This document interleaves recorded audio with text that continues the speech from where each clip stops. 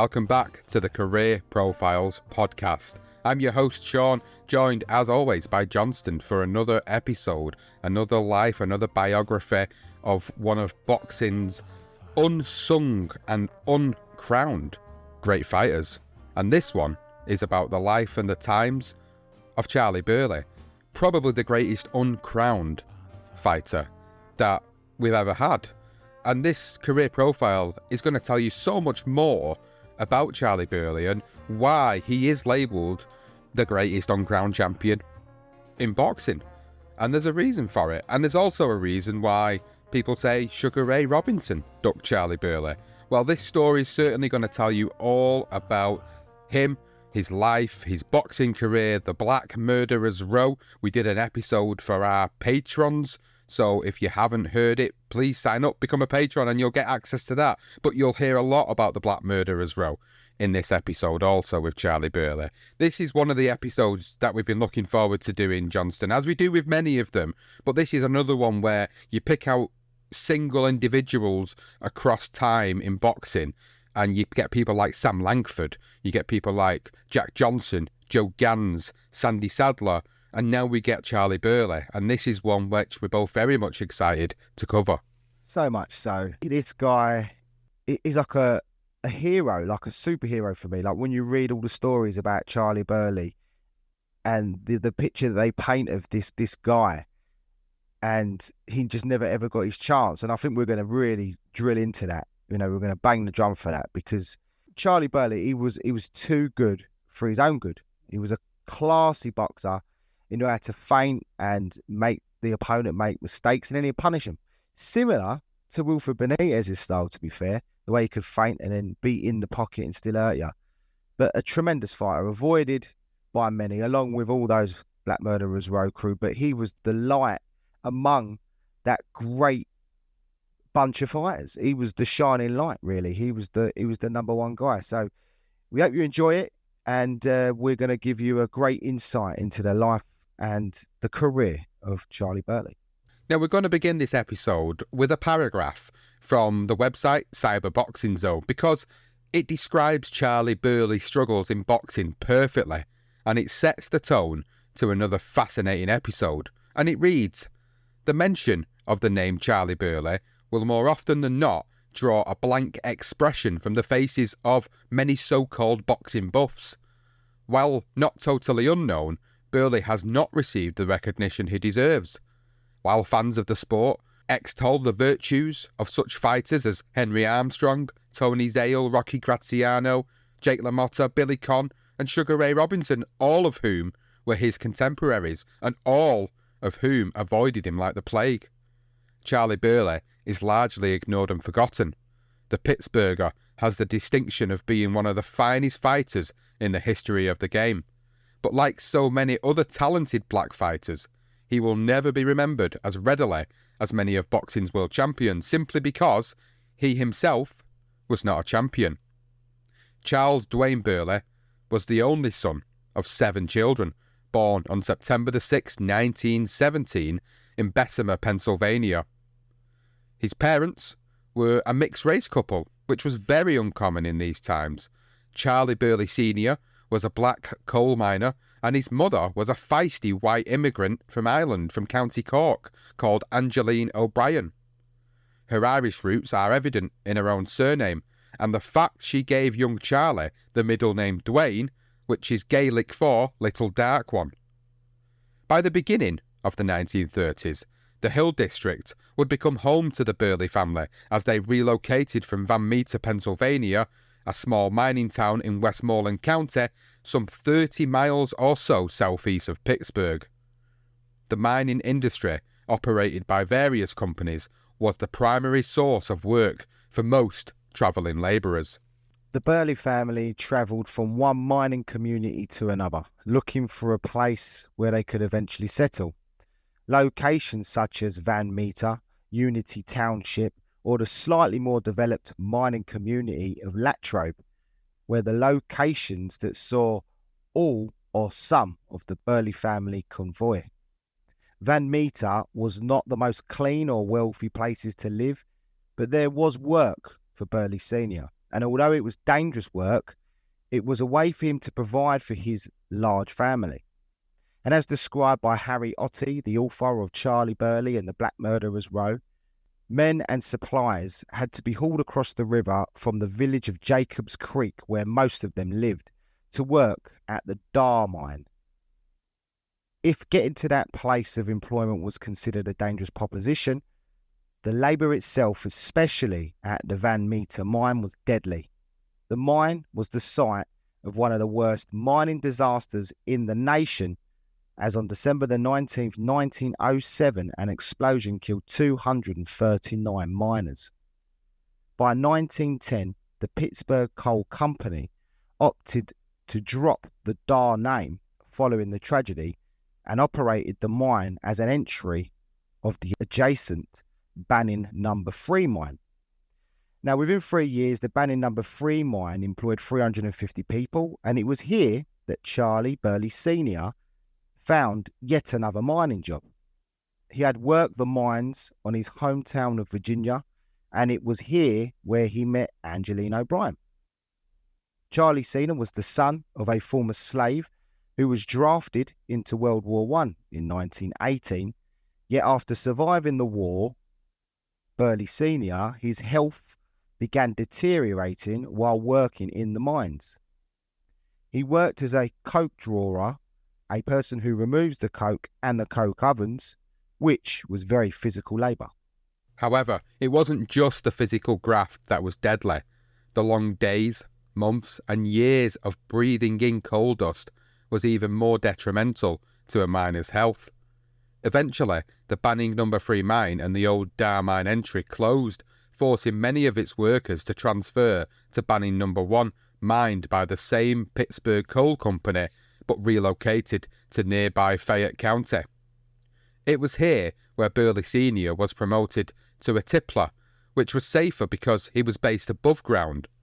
He would unload or transfer a freight of coal from one wagon to another, then small lorries would take the short journey from the tipple to the coke ovens.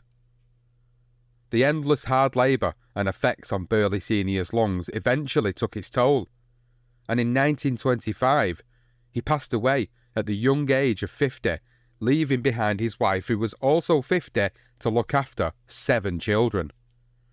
Angeline, Charley and his younger sister Zella lived with Leona Burley, the eldest of the children, her husband, Harry Moore, also a miner, and their own 2 children in the Dar village at Van Meter. The village comprised of wood frame miners' houses at a cost of $9.50 per month, a manager's row of houses and a company store. Angeline's only hope was Pittsburgh, a city that had a huge influx of African Americans, and with it, a bit of hope. Many sons and daughters of former Southern slaves began migrating north in an unsuccessful attempt to flee poverty and the humiliation they suffered in their home cities and towns in the Deep South. The black population of Pittsburgh more than doubled from 20,000 in 1900 to 55,000 by the 1930s, and it was here that Ohio-born Angeline Burley took her family for a better life. Many African Americans that flooded into the city settled in an area known as the Hill District. The wealthier Pittsburgh residents lived on the upper hill, away from the smoke and soot that came from the steel factories. Soon the hill became the first point of call for many European immigrants as well as African Americans, which would eventually give the district a unique character and identity.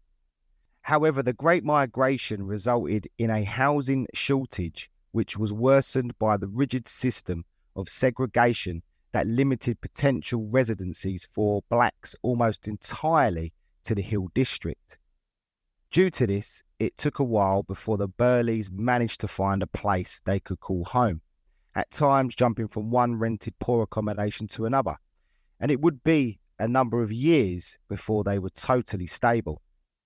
Angeline Burley and her children settled on Robert Street on the lower hill, part of which was known as Little Haiti one time. Charley's mother was a no-nonsense kind of woman who earned a reputation as a tough old bird, they called her, and was famous for her swearing and cussing. Charley's older sisters, Olga, Millie, and Viola, also lived on the hill and were relatively established by the time the rest of the family joined them. Burley was a quiet child, and he was slow to make friends, unlike his younger sister, Zella, who made friends with a local girl called Julia Hargrave. She lived a stone's throw from the Burleys and remembers when they settled on the hill. She said Charley come from the country, so when his family moved to the city, his sister came first. She lived down near Jewtown on Logan Street near Franklin School. So she married this guy from the city. Then they sent for one of them one by one, from the sister to the mother. Their mother came, and then all the Burleys were here in Pittsburgh. They all lived together down on Elm Street, and they moved up to Robert Street, and I lived off of Arthur Street. Author Harry Otte described the environment and said the area appeared to mirror its inhabitants, with thousands of dwellings like odd, misshapen little boxes sitting close enough to each other upon uneven cobbled streets to have washing lines strung between them. Families practically lived in each other's pockets, with space an ever-dwindling commodity, as the densely packed dwellings were filled to overflowing by the constant flood of migrating hopefuls. It wasn't easy for Angeline, being a white woman with 7 black children, but her strong personality helped them survive in difficult surroundings. With no male breadwinner, they cleaned for the wealthier residents and worked at the Heinz Food or Clark candy bar factories.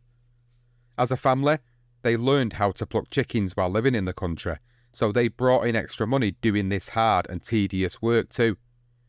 By the time young Charley was a teenager, chicken plucking was his speciality. Julia Burley said Charley was a chicken plucker and proud of it too. It was his first job when he came from the country. He plucked a lot of chickens.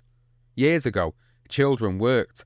Everybody worked. All the immigrants all worked down in Jewtown, they called it. The Jews owned almost all of the stores there.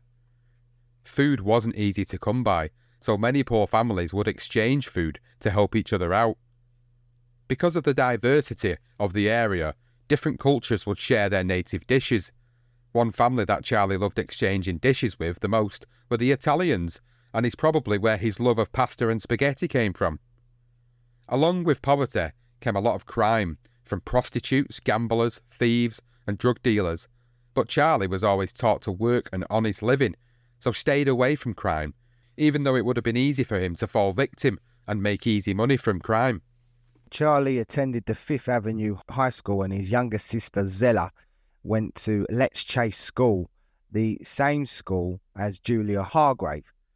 Charley and Julia were already seeing each other quite a little bit socially due to school and Julia's friendship with Charley's sister. Although he was fond of Julia, he had yet to let her know of his true feelings. The harsh winters were the worst. Writer H.L. Mencken actually remembered it like this. He said, so dreadfully hideous, so intolerably bleak and forlorn, that it reduced the whole aspirations of men to a macabre and depressing joke. However, Julia Burley actually remembers the summertime with affection, filled with happy memories. Occasionally, the fire hydrants would be opened for all the children to enjoy and keep cool. But even the black adults enjoyed those moments too. Racism and segregation was harsh reality back in these days, and the water and the washing facilities were actually reserved for only whites. So having the hydrants pop out, they were actually quite happy to have that clean water too. Well, after school and during the holidays, Charley, he loved to play baseball. In fact, he excelled at anything he ever did in sports, and he excelled at baseball particularly. And Julia Burley recalls that Charley was a good all-round athlete and a swimmer, and that he received the offer to play for the Homestead Greys while he was in his teens. Now, the Homestead Greys won a record number of Negro League titles and would have been a great opportunity for Charley. But by this point, he had found another sport that he had fell in love with more than anything else. Their constant moving from home, from one town to another, had whetted his appetite for this sport, and Burley said, "We were movers. We moved around a lot. No special place to go. I headed for the gym." And the gym that he went to was actually located at the K's Boys Club, formerly a factory on 2038 Bedford Avenue. The club offered local boys a program of general sport and leisure with professional training. This is where Charley Burley began his boxing career, and well, he just took to it like a duck to water. Charley dedicated most of his spare time to the gym, with no real male figures in his life. It was the club's coaches Howard Turner and specifically Leonard Payne that were major influences on young Burley. Although being the only boy in the family had its benefits, according to Julia Burley, Charley was quite spoilt as a child, and his mother or one of his sisters always made sure his boxing attire was clean and pressed each time he fought. After only a few months of training and weighing 112 pounds, 13-year-old Charley Burley was put in his first contest against an opponent whose name and physical appearance has changed over time. Wearing a pair of swimming trunks and trainers, Charley went the 3-round distance to take his first ever win. He continued to box successfully as an amateur for the remainder of his teens, and he admitted, "I found something I was good at, so I stuck at it." Within 3 years, under the tutelage of Leonard Payne and Howard Turner, Charley won a Junior Golden Gloves Championship at lightweight. The author Harry Ottey wrote, "Even at this relatively young age, 16, his ability to defend a punch while remaining in range, to counter, was baffling many of his opponents, and even the older, more physically mature and experienced boxers at the boys' club were beginning to struggle with him in the ring." Charley was blessed with the appropriate physical tools for his chosen sport, in the form of long, slim legs and extremely long arms for his height and weight. There was plenty of competition in the city, so there was always a fight to keep active. The K Boys Club fought against the Pittsburgh Boys Club, the Superior Athletic Club, who Burley would also fight under, and the Irene Kaufman Settlement, aka the Ikes. Competition was fierce as all clubs had the added incentive of wanting to be the most superior of them all. By 17, Burley had now filled out into a welterweight, but hand problems stalled his blossoming career for several months, from late February to early March 1935. The injury was severe enough that he was forced to undergo an operation.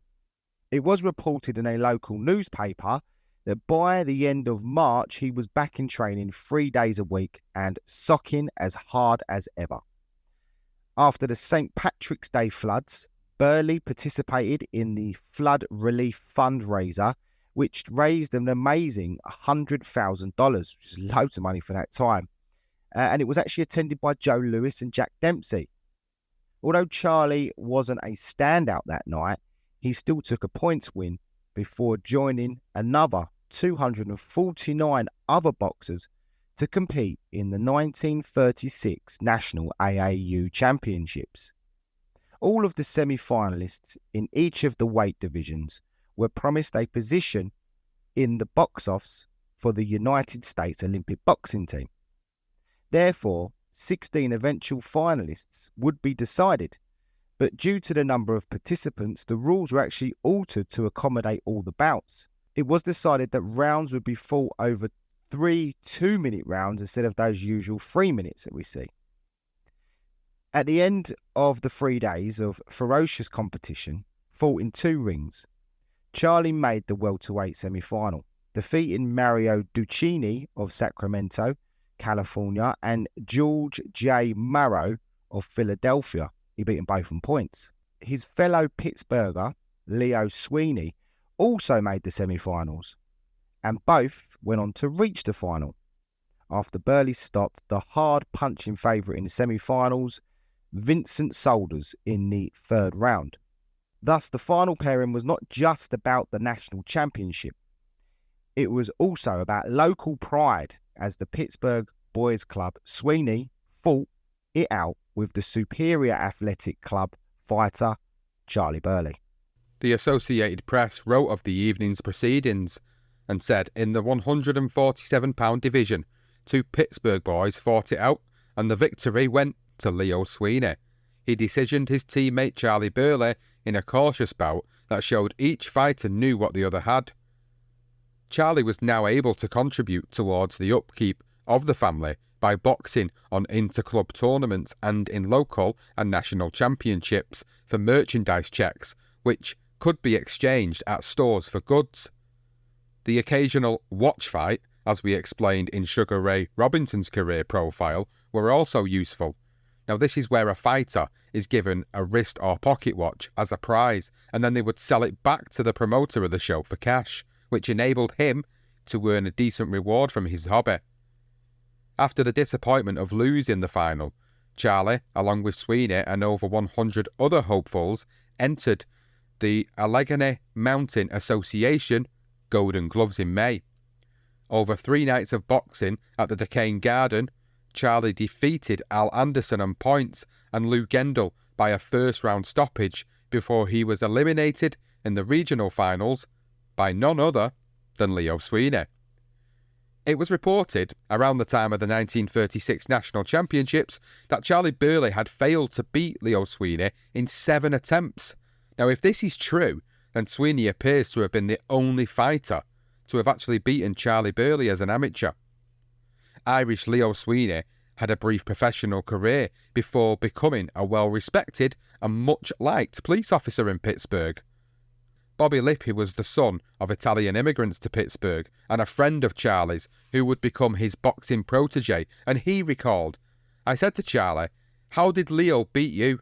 And he told me, 'The best damn left hand you'd ever want to see.'" And Lippi continued and he said, "And when Charley told you it was the best, we're talking about a left hand that was educated, and that's what beat him. Charley couldn't handle the left. He had no bones about telling the truth, something he would always be like." So just briefly moving away from Charley Burley, we must give some background to the Berlin Olympics. Now, Germany were awarded the Olympics by the International Boxing Olympic Committee, the IOC, in May 1931. But within 2 years, Germany came under the control of the National Socialists, aka the Nazi Party, which was headed, of course, by Adolf Hitler. Now, the far right began a nationwide campaign to boycott Jewish businesses, which escalated to further racial policies and discrimination against Jewish students in schools and universities.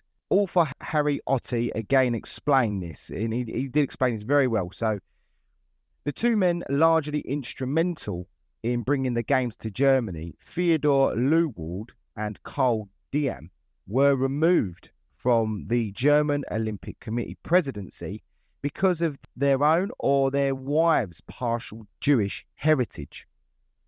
Now, by 1933, Hans von Schammer, who was Hitler's appointment replacement for Leuwald and Diem, had actually ordered an Iran-only policy in all German athletic organisations, and Jewish and Gypsy athletes were excluded from the sports clubs, public pools, gyms and other sports facilities.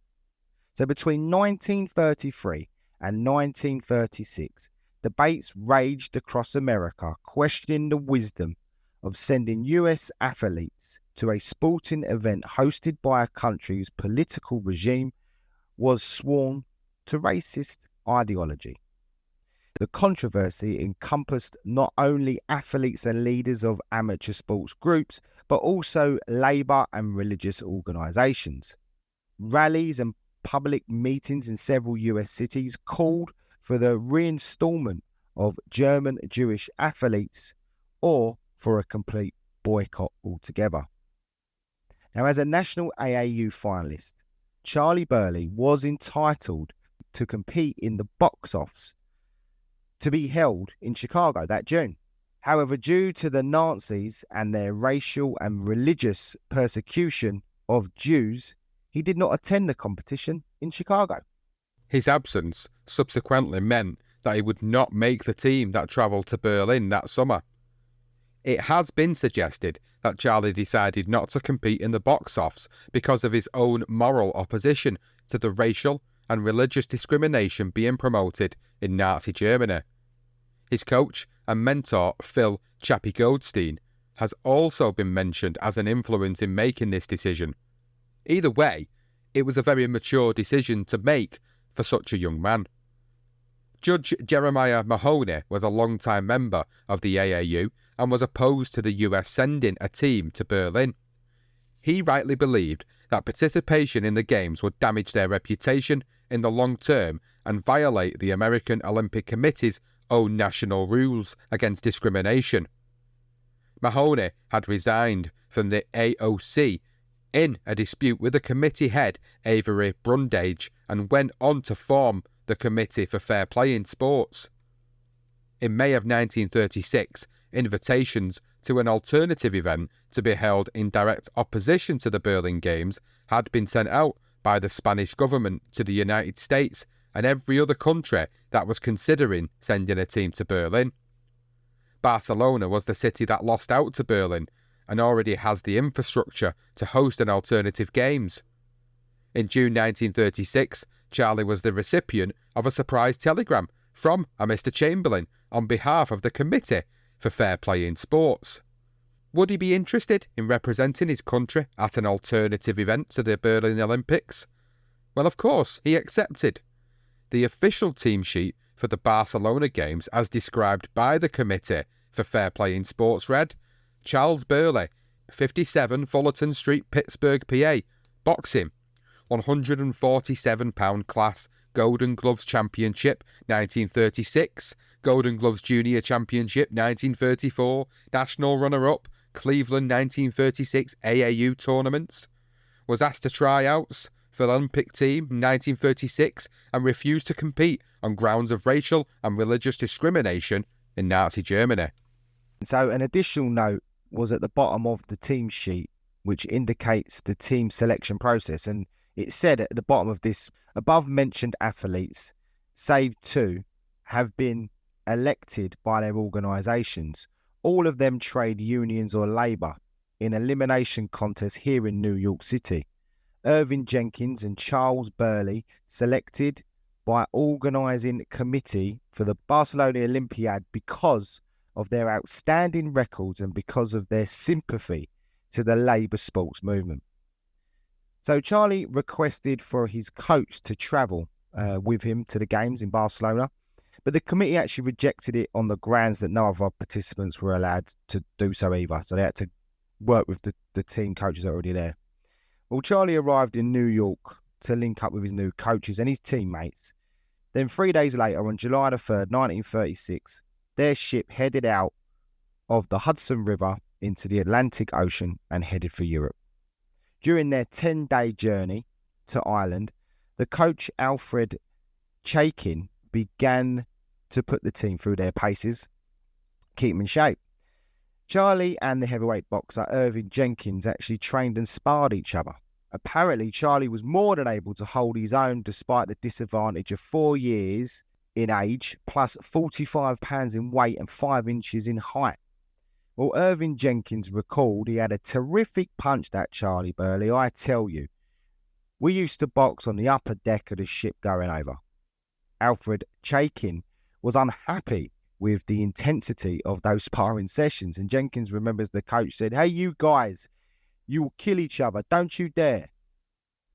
Well, after docking in Dublin, they moved to Glasgow, Scotland the following day. It was on to France from there for a brief stop-off. And in Paris, Charley recalled seeing the American star Josephine Baker and was surprised by the $5 spending money that he had been allocated for the trip. So they were all given $5. He thought it was too much. But on July 16, they eventually arrived in Barcelona and were given a couple of days to enjoy their surroundings before they started competing. Charley said that the most beautiful women in the world were the olive-skinned, dark-haired Catalonians.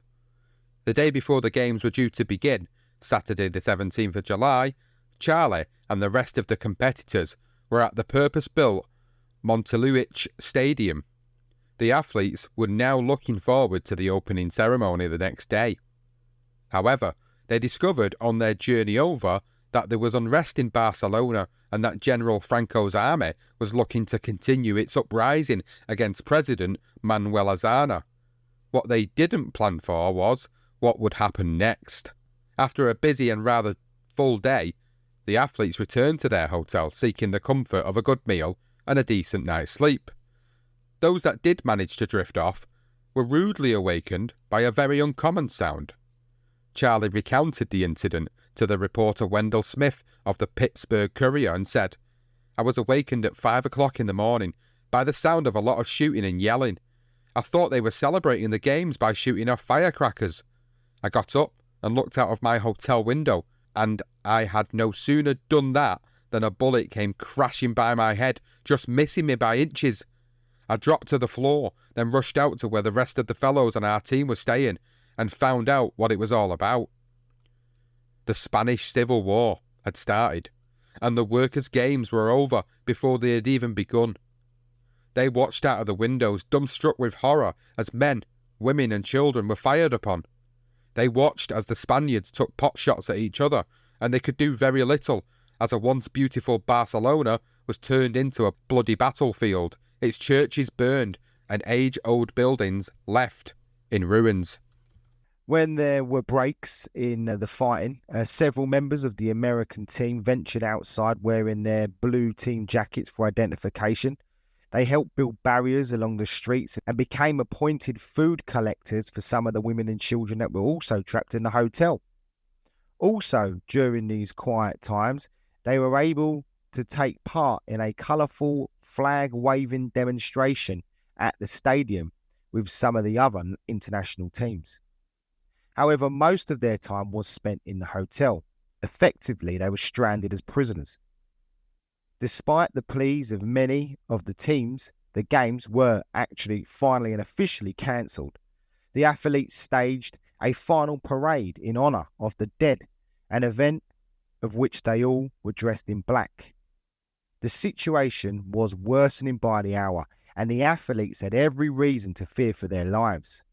A member of the French team ventured outside the safety of the hotel and was killed by a sniper, prompting the rest of the team to take their chances by attempting to escape and return home as immediately as possible. Finally, on the night of July the 24th, 1936, a group of Spanish soldiers came to the hotel and escorted the American team to the docks and to the safety of a ship. They sailed with the Hungarian and the Belgian teams for company under cover of the night sky to the first major port in France. From there, they travelled to Paris. And on July the 27th, Charley and the remainder of the American team sailed on board a luxurious liner to New York. Upon their arrival, relieved family and friends welcomed the athletes home, and Irving Jenkins actually explained that the newsreels interviewed us when we got back. We tried to tell them what was going on and to tell them the truth, but that film was never released. Team coach Alfred Chaikin was so saddened by the whole ordeal that he returned to fight with the Abraham Lincoln Brigade. Sadly, he was killed in action along with many other American volunteers. When Charley returned home, he was more famous than before he left, not because he almost represented his country in a major games, but because of what he had been through. But his thoughts quickly turned to the professional game and the money that came with it. All he needed now was a manager, and his first choice was his coach and mentor Phil Goldstein. The fact that the ex-professional Chappie had also been involved with the young Charley Burley towards the end of his amateur career made it an easy choice because he trusted him. The initial professional contract that was drawn up between Goldstein and Charley was highlighted by a local reporter who made a point of the conditions of the contract in a city newspaper. The report was written as a warning to any of the city's amateur stars considering a professional career, and to be aware of just how little money there was for them. The contract stipulated a minimum income of $1,000 a year, which depended upon the number of fights he would be involved in. All being well, that would give Charley slightly more than $80 a month, $20 a week. After the deductions for training expenses and equipment, plus supporting his family, this would leave not very little for Charley himself. The average weekly wage for a professional fighter at this time was around $15 per week, which was slightly better than most, but still disgusting for any young man who fought to make a living. He would risk his life and potentially serious injury, while his manager, who never took a punch, would earn 1/3 of the purse. Well, because Charley had been a star amateur, River reported, according to the official paperwork of the Fair Play Committee, 43 wins from 49 contests and several amateur titles, he should have received a much better deal than the standard split of 2/3 to the fighter. If the terms and conditions on the contract were adhered to by keeping Charley active and the guaranteed minimum of $1,000 being reached, then Goldstein would stand to earn around $300 to $400 per year. Goldstein acted quickly to arrange Charley's first fight, who was given a month to prepare for a bout against a welterweight called George Leggins on a September fight card at Hickey Park on the north side of the city. An injured shoulder postponed his debut, which eventually arrived on September the 28th, 1937. Charley weighed in at 150 pounds, while Leggins was 4 pounds lighter. Torrential rain postponed the fight by yet another 24 hours, so the card was rescheduled for the following night, this time indoors at the Moose Temple on Penn Avenue. Although nervous and a little anxious, Charley was able to demonstrate his natural abilities upon his opponent and scored a clean knockout in the fourth and final round. The Pittsburgh Post-Gazette crudely identified Charley as a local coloured amateur sensation.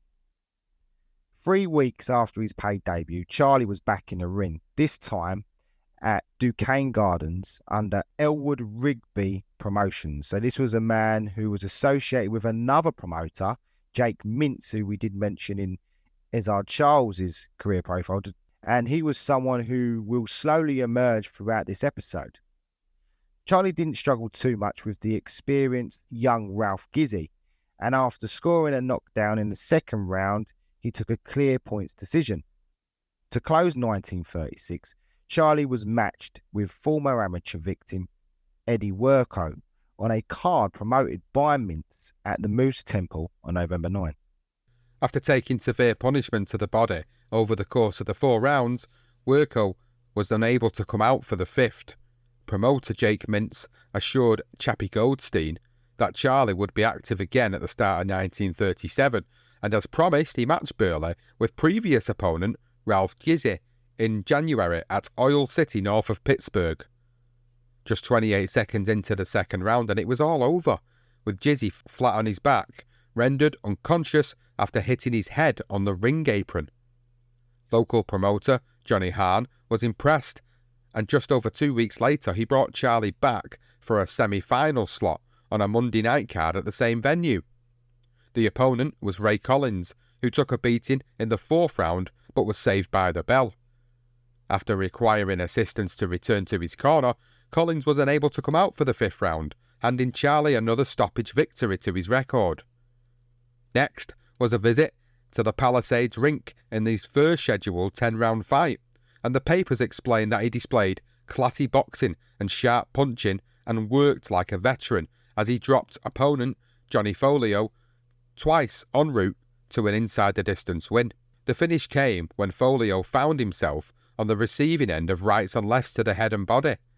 After the bout, Charley signed to box Ray Gray in a 6-round bout at the Motor Square Garden the following Monday. He ended up taking a points decision after cutting up his opponent's eye and mouth, but couldn't keep Gray down. Charley was looking better with every outing, using both hands effectively, fighting composed and demonstrating dangerous punching power. Charley had 2 contests in May 1937 as he continued to defeat the local talent. And Sammy Gripe lasted the distance in a dull affair. Then Southpaw Keith Goodballet attempted to confuse Burley by switching from left to right leads, but was lucky to survive the first round. Charley's smooth, flowing, sustained attack to the head and body ended the fight with a right hand in the second round. Charley was now working with local trainer Dandy Allen on a regular basis. Allen was also acting as training advisor to light heavyweight champion John Henry Lewis, while under the management of Gus Greenlee. Now, Big Gus was the main man in the numbers racket in Pittsburgh, and the venture had made him a small fortune. Charley, like most of the other people in the area, enjoyed gambling on the numbers, and while the sequence of 5, 3, 6 never won him a major payout during his younger years, sometime down the line, big win would land him in a rather sticky situation, and that is a few years on, he wins his this lottery thing, and then it's just like he gets done over. Basically, it's a big fraud. So that's what that was, that sticky situation. But Burley's minor sins, besides the occasional bet, was that he liked to smoke. Not that made much difference to his performances in the ring. He had 8 knockouts from 11 fights at this point. Charley was matched with puncher Irish Mickey O'Brien, and the papers were calling this fight his first biggest test. But Charley confidently said, "I'll whip Mickey, and then I want the promoters to get busy and line up Billy Conn, Fritzy Zivic, or any of the other top notchers. Do they think that I will ever get anywhere fighting setups all my life?" Well, the Pittsburgh Post-Gazette described the action. It said Irish Mickey O'Brien spent a weary half hour trying to catch up with Charley Burley, local coloured boy, in a 10-round semi-final, but the clever home boxer easily captured the unanimous decision. Using a left jab to pepper O'Brien's face, Burley experienced little difficulty during the first 5 rounds as he made Mickey miss time and time again. The Gazette concluded, O'Brien finally caught up with his dusky rival midway in the 6th round and seemed to have Burley worried with a rapid-fire attack by both hands. However, Burley resumed his fine ring work in the 7th, staved off Mickey's wild rushes and romped home an easy winner. Word spread of this young talent, and in the June 1937 issue of the Ring magazine, they actually rated Burley as the outstanding welterweight contender of the month. Incredibly, after just 10 professional fights, contenders like Billy Conn, Fritzy Zivic, Teddy Yarosh and the veteran Bobby Pacho were all being marked as potential opponents the next year. With local talent now a shallow pool, Jake Mintz started to look further afield for better opposition. Charley suffered a couple of injuries that slowed down his progression, a troubled right hand and a couple of broken ribs. Neither of these injuries were sustained in a scheduled bout, so you can only imagine what his sparring sessions were like. He was back out sooner than he should have been, but once again he proved his talent, and the Pittsburgh Post-Gazette wrote, Charley Burley, Pittsburgh's most promising battler since the day that Jackie Wilson first showed his class, proved to all on Monday night that he was of championship ability and should be given better spots and better opponents. Burley went to work like a master on Mexican Remo Fernandez. He boxed him with all the finesse of a champ, paced himself like a racehorse, and at the end of 7 of the 8 scheduled rounds had so completely cut the invader, the opposing seconds were forced to call a halt between rounds. Exactly 2 weeks later, Charley knocked out Sammy Gripe in the 6th round of their rematch at Hickey Park. Now, surely, it was time for a step up. Well, the darling of Pittsburgh fight scene, Fritzy Zivic and his manager Luke Carney, said they were happy to accommodate a fight with Burley at any time and at any venue in the city. They contended that it was Chappie Goldstein who was the barrier prevented the match, and by most sources it was. But can you blame him? Burley was only 12-0, whilst Zivic was a 70-fight veteran. However, Charley, now being dubbed as the Hill District Holocaust, was desperate to prove that he was not only the best fighter on the hill, but also the best fighter in the city. Instead of buckling under the pressure to fighters' demands, Chappie Goldstein matched him with Eddie Dolan at Hickey Park on the undercard of Henry Armstrong's 4-round knockout of Charlie Burns. However, Charley ended up on the wrong end of a decision and took his first professional loss. The fans booed loudly during the bout, and they continued to jeer the decision when it was announced. The Pittsburgh Sun-Telegraph called it a bad decision. Burley did the fighting and clean hitting throughout and didn't lose more than a couple of rounds at most. However, it's been said that Charley boxed poorly, which was probably down to burnout. He had boxed 10 times over 8 months and never given time to heal from his injured hand and his broken ribs. Goldstein was clearly too eager to get Charley in the ring on a regular basis so he could get paid. This was never more evident than in the aftermath of the defeat, because Charley would not fight again for over 4 months, and that was enough time for his body to heal, and when he did, it was said he was a much happier person. The following year of 1938 would be Charley's busiest to date and would prove to be his most unfortunate. Although many sources collaborate with Burley's professional record at the end of 1937 as 13 fights, some suggested that he also fought Johnny Williams and Clayton Locatelli and knocked them out. One of those was the Pittsburgh Press, who wrote this report. Charles Burley, more often called the Hill District Holocaust, is limbering up his siege guns and the heavy artillery in preparation for one of the busiest fight months he will have experienced since donning the mitts back in the amateur days. The clever Burley has tentative bookings for practically 4 straight weeks, one of which may possibly be with an imported headliner. After being given the grand go-by by a local promoter for almost 6 months in which he challenged any welterweight in the land, Burley makes his first start of the year on Jack Hollister's All-Star card on January the 27th at Decane Garden in the feature attraction against an opponent as yet to be named. Burley has been working out at the Centre Avenue Y, sharpening his pet decrees of offence. A tripping left hook and a short right hand that have wreaked disaster to 14 of 15 worthy opponents.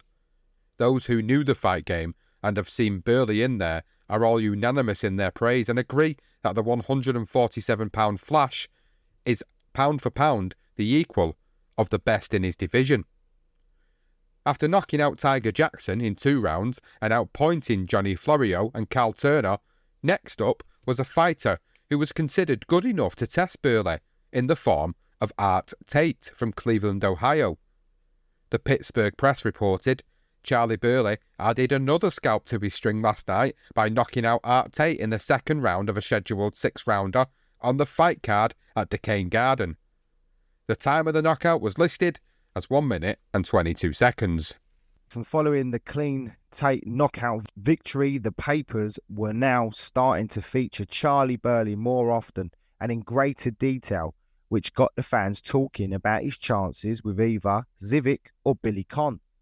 However, the bout most fans wanted was Burley versus Zivic, and it was also the fight Jake Mintz wanted. Eventually they got their wish after Goldstein finally relented. The Pittsburgh Press reported promoter Jack Mintz announced last night that the battle between Fritzy Zivic and Charley Burley, scheduled for the Motor Square Garden next Monday night, has created more advanced interest among the fans than any other boxing show he has staged this season. Yesterday, they, as in Mintz and Chappie Goldstein, got their noggins together and agreed to let bygones be bygones. They shook hands and to prove to each other that they really meant to forgive and forget the past.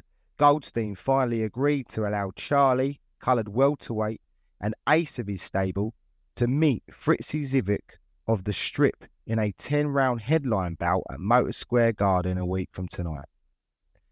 The date of the bout was set for the 21st of March 1938, and one condition of the fight was that Charley discontinued fighting for Cox and Hollister on their weekly shows at the Decane Gardens and transfer over to Jake Mintz and his Hickey Park promotions at Millvale on the north side of Pittsburgh. It was also agreed by Dr. McLennan that if Burley won and weighed within the welterweight limit of 147 pounds, he would take Fritzy's place as contender to the champion at the time, Barney Ross. However, if Zivic won while weighing over the welterweight limit, he would still retain his top 10 rating. To add further complications to the bout, Charley's long-term girlfriend, Julia, was 6 months pregnant, and he decided that they had to get married before the baby was born.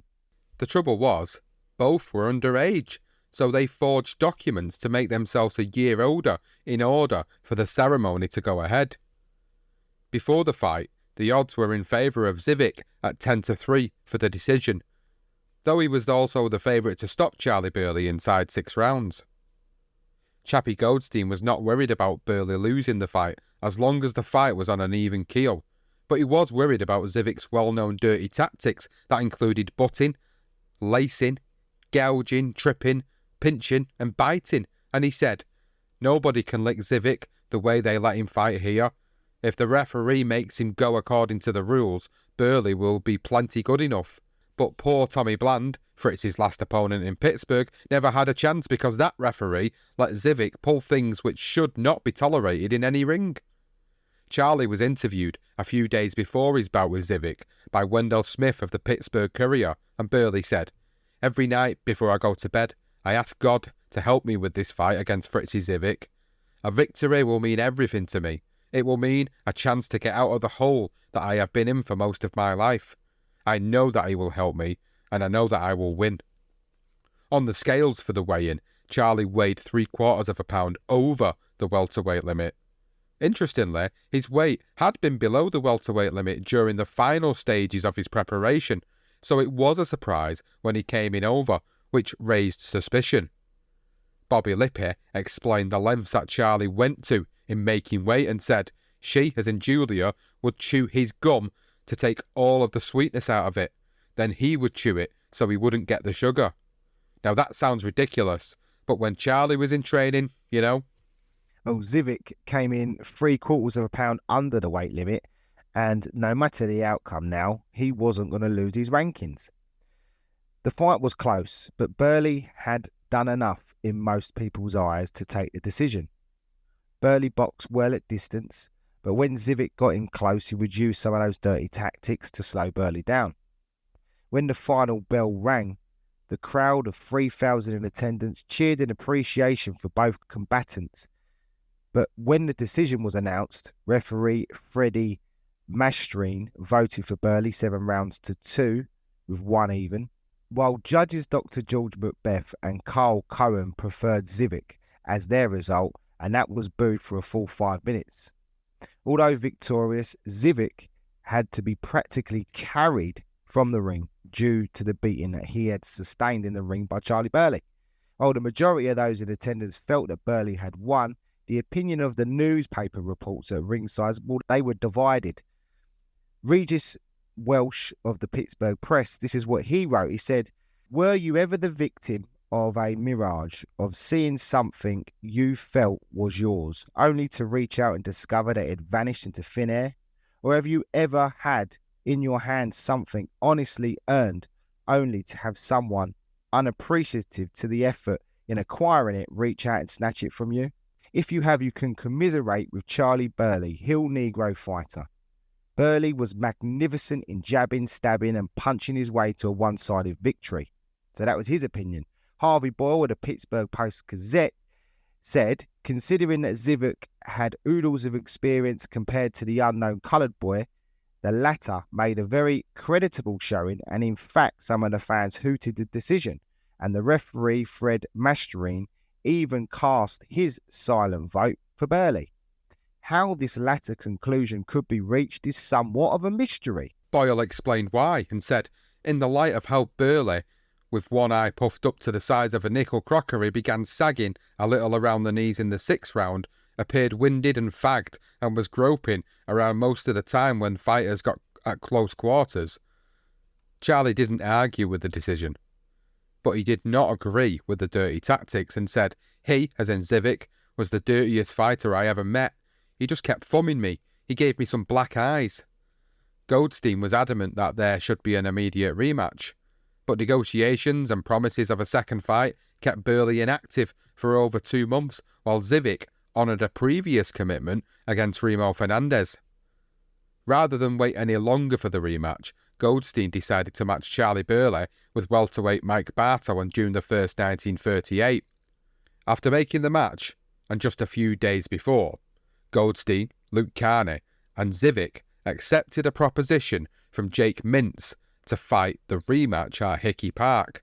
and all parties agreed without any bother. Burley just needed to deal with Bartow, but he was shockingly knocked to a knee for a brief second, maybe took his eye off the ball for a slight second. However, in the 4th round, a right cross and uppercut put Bartow down twice before a right hand to the heart forced the referee to stop the bout. Charley was more desperate than ever to avenge the Zivic defeat and was in the best shape of his life, boiling himself down to 142 pounds, and it was reported that at least one sparring partner a day had to quit after Burley pounded them to submission. His performance in the ring that night was vintage Burley. It was close after 4 rounds, but then his tactics changed, as Bobby Lippy explained, right hands to the heart. That was what won him at the right hands to the heart, and Lippy continued. He said, Charlie hurt his hands on his head. You know, they x-rayed Fritzy Zivic's head and found out that his skull was extra thick, and Charlie fixed him with them right shots. Well, the tactic proved so successful that Fritzy could only resort to holding when he managed to get in close and close the gap. After the final bell to end the thrilling contest, a hush fell over the crowd. Burley appeared to have done enough to receive the decision, but would the judges agree? After the cards were counted, a unanimous decision in favour of Charley Burley was greeted with a rapturous applause. Even the pro-Zivic crowd acknowledged that the better man won that night. While the press wrote off Charlie's opponent, they wrote about the Hill District Holocaust in glowing reference, even going as far as to speculate on his chances against the new welterweight champion now, Henry Armstrong. And Burley said, sure, I'll fight Henry Armstrong, I'll fight anybody. But next for Burley, after a bout of shingles, was the experienced California-based Cuban Leon Zurita, over 10 rounds at Hickey Park. It took 6 rounds for Burley to stop him. Even referee Al Graber referred to the finish as Lewis machine gun-like. Jake Mintz now had promotional rights to the hottest fighter in Pittsburgh and was looking for a way to get Charlie into the limelight for the world to see. After failed negotiations to bring several of the top-rated welterweights to Hickey Park, Mintz was forced to consider other venues. At this point, Chappie Goldstein and the promoter were now at loggerheads, which was starting to interfere with the progress of Burley. Several opponents were suggested, but Goldstein refused them all, until a fight signed by Jake Mintz was offered to him. That was the coloured welterweight champion, Lewis Cocoa Kid Hardwick. The fight was scheduled to take place at Hickey Park on August the 22nd, 1938. The Monessen Daily Independent wrote about the prestige of the famous belt and said, the famous gold belt, emblematic of the coloured welterweight championships, which is being contested for next Monday night at Hickey Park Bowl between Cocoa Kid champion and Charley Burley of Pittsburgh, arrived in Pittsburgh yesterday and was placed in display in a store window on downtown 5th Avenue. The belt has an interesting history. It was donated by the Ring magazine to the winner of the fight between Cocoa Kid and Holman Williams at New Orleans in 1937. Cocoa Kid won the title and the belt. After making one defence of the title, Cocoa Kid was ready to make his next defence against Burley in a 15-rounder. Interestingly, the belt described in the press was not the same one Burley fought the Cocoa Kid for. That belt disappeared, and where it went still remains a mystery. To add more plot to the lineage of the coloured championship, it was actually redundant because Henry Armstrong had become the reigning world welterweight champion. Still, Jake Mintz figured that the added attraction of a world title fight, as they called it, on his bill would sell more tickets. The Daily Independent then went on to explain, Burley will have his hands full. The Cocoa Kid has a great KO record to his credit, as well as a long string of decision wins over great fighters. 4 days before the fight, Charlie's middle finger was grotesquely swollen and so stiff that he could not bend it. Goldstein called in Dr. Maurice Foster, who treated Burley without payment, but would gain a stake in the fighter's career for his assistance. On the day of the fight, his finger had slightly improved, but not enough, so talk of a postponement was mentioned, but Burley refused because he wanted to fight. He did indeed, and even though he couldn't get the gloves on, he still wanted to fight. The fight went ahead as scheduled, and to say that those in attendance were happy with the battle would be an understatement. Some suggested that what they had seen was one of the greatest fights in recent times. So a whipping left hook caught the defending champion on the chin early in the second round and put him to the canvas. But the Cocoa Kid used his experience and took the 9 count and finished the round on his feet. In the fourth, the champion stunned Charley with a right hand to the head. He then had the challenger backed up on several occasions in the 11th. With Charley apparently ahead on the scoring, the Cocoa Kid came back strong in those championship rounds. Both fighters put in a grandstand finish, but a storming 14th round by the challenger actually edged him in front. Both went hell for leather in the final round until the end, and it was greeted with huge cheers from the crowd. An eerie hush once again fell around the stadium to await the judge's verdict. Then the unanimous decision for Charley Burley was announced. The Cocoa Kid walked across the ring and handed the championship belt to the new coloured welterweight champion of the world. Maybe not considered the world champion like Henry Armstrong, but a champion nonetheless. Harry Ottey explained, "The inscriptions, one by Louis Kid Cocoa 1937 and one by Charley Burley 1938, were the only two testimonies etched upon the brass and steel buckle, as this version of the coloured welterweight championship of the world was never contested again. In a way, it makes this title even more special because of how good the fight was and because two very special fighters fought for it."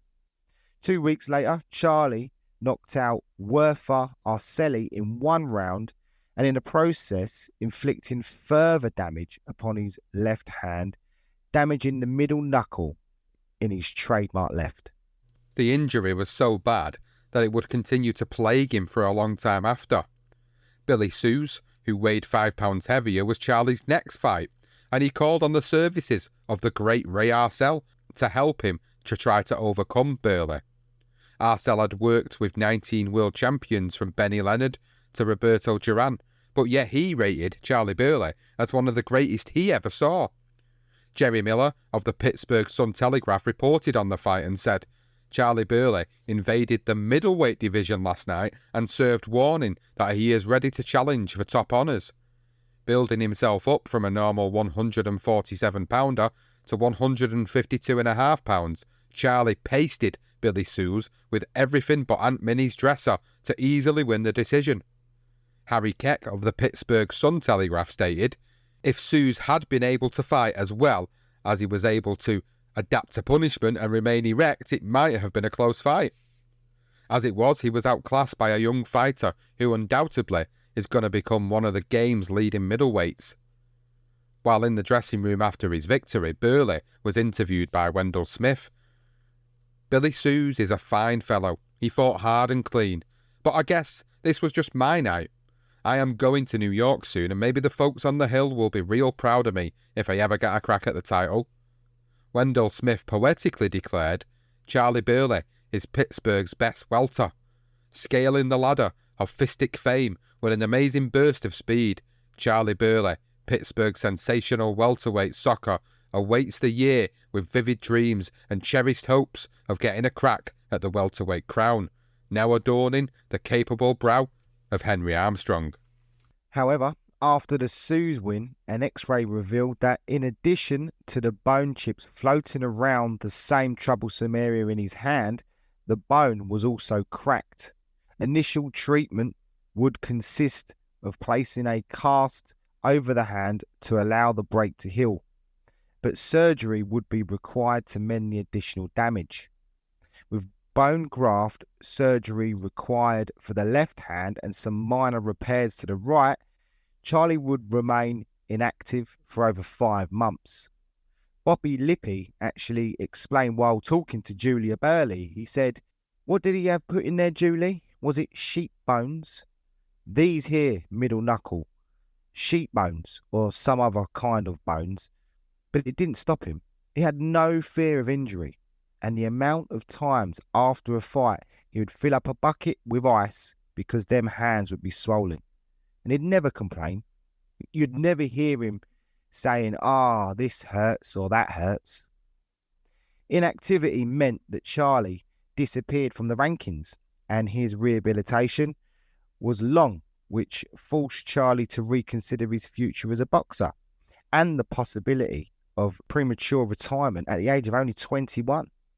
Things were so bad that on May the 29th, 1938, he enlisted himself as unemployed. No fights, so no money. A rubber match with Fritzy was being mentioned.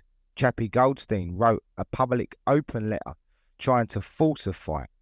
Part of it read, "Luke Carney quivers every time he hears Charley Burley's name because he remembers last June 13th when Fritzy Zivic received the worst beating of his career at the hands of Charley Burley. In all fairness to Fritzy, I am reliably informed that he wants the opportunity to fight the rubber match against Charley. Therefore, it is not a case of a fighter being scared, it's his manager, Luke, who gets the jitters and high blood pressure every time he hears the name of Burley mentioned as an opponent for Zivic." Charley had reportedly recovered from the hand surgery that he was forced to undergo after the Sonny Jones victory in January 1939, and it was said that he was in tremendous condition. It had been 6 months after that Jones win, but his management decided to fast-track Charley, but Goldstein made the mistake of putting him in the ring with a ranked fighter too early. Jimmy Leto, and a guy who had defeated Cocoa Kid twice, was not the sort of opponent that Burley needed for his return. By the time Burley had found his timing, it was too late. He was already behind on the scorecards, and so he lost by a split 10-round decision. But with every cloud, there was a silver lining. Luke Carney had witnessed Charley's latest performance and wanted to now make a third match with his man Zivic. Just over a week before Charley stepped into the ring against Zivic for the most important fight of his career to date, Chappie Goldstein gave reporter Wendell Smith an exclusive for the Pittsburgh Courier and said, "I am going to sell Burley's contract because we cannot see things the same way anymore. There was a time when I could tell him things for his own good, but now he has grown too big for me, and when a fighter gets too big for his manager, it is time they should call everything off. I won't handle a fighter who won't listen to advice that is intended for his welfare." Goldstein was willing to take $5,000 for Charley's contract, and with Jake Mintz looking to dabble in the management market as well as promotional, it was looking likely that he would take over. Wendell Smith wrote about Charley and Chappie's conflict in the Pittsburgh Courier, and here's a summary of that. And it said, within the last month, the ties that bind the Tan Terror, as in Burley, and his manager, Phil Goldstein, have been strained no little. He continued, he said, "In fact, some claim that the only ties between them are the dollar ones they presented each other at Christmas time. Charley the Clipper claims that Chappie has been going about the hill telling little white lies about him. He also states that if it doesn't cease soon, Chappie's family will be shedding tears and patting him in the face with a spade. When Charley climbs through the ropes on Monday night, he will not be ushered in by Goldstein. It will be the first time since he quit fighting for medals and started demanding the means of exchanging for his efforts that Burley has not had the advantage of Goldstein in his corner.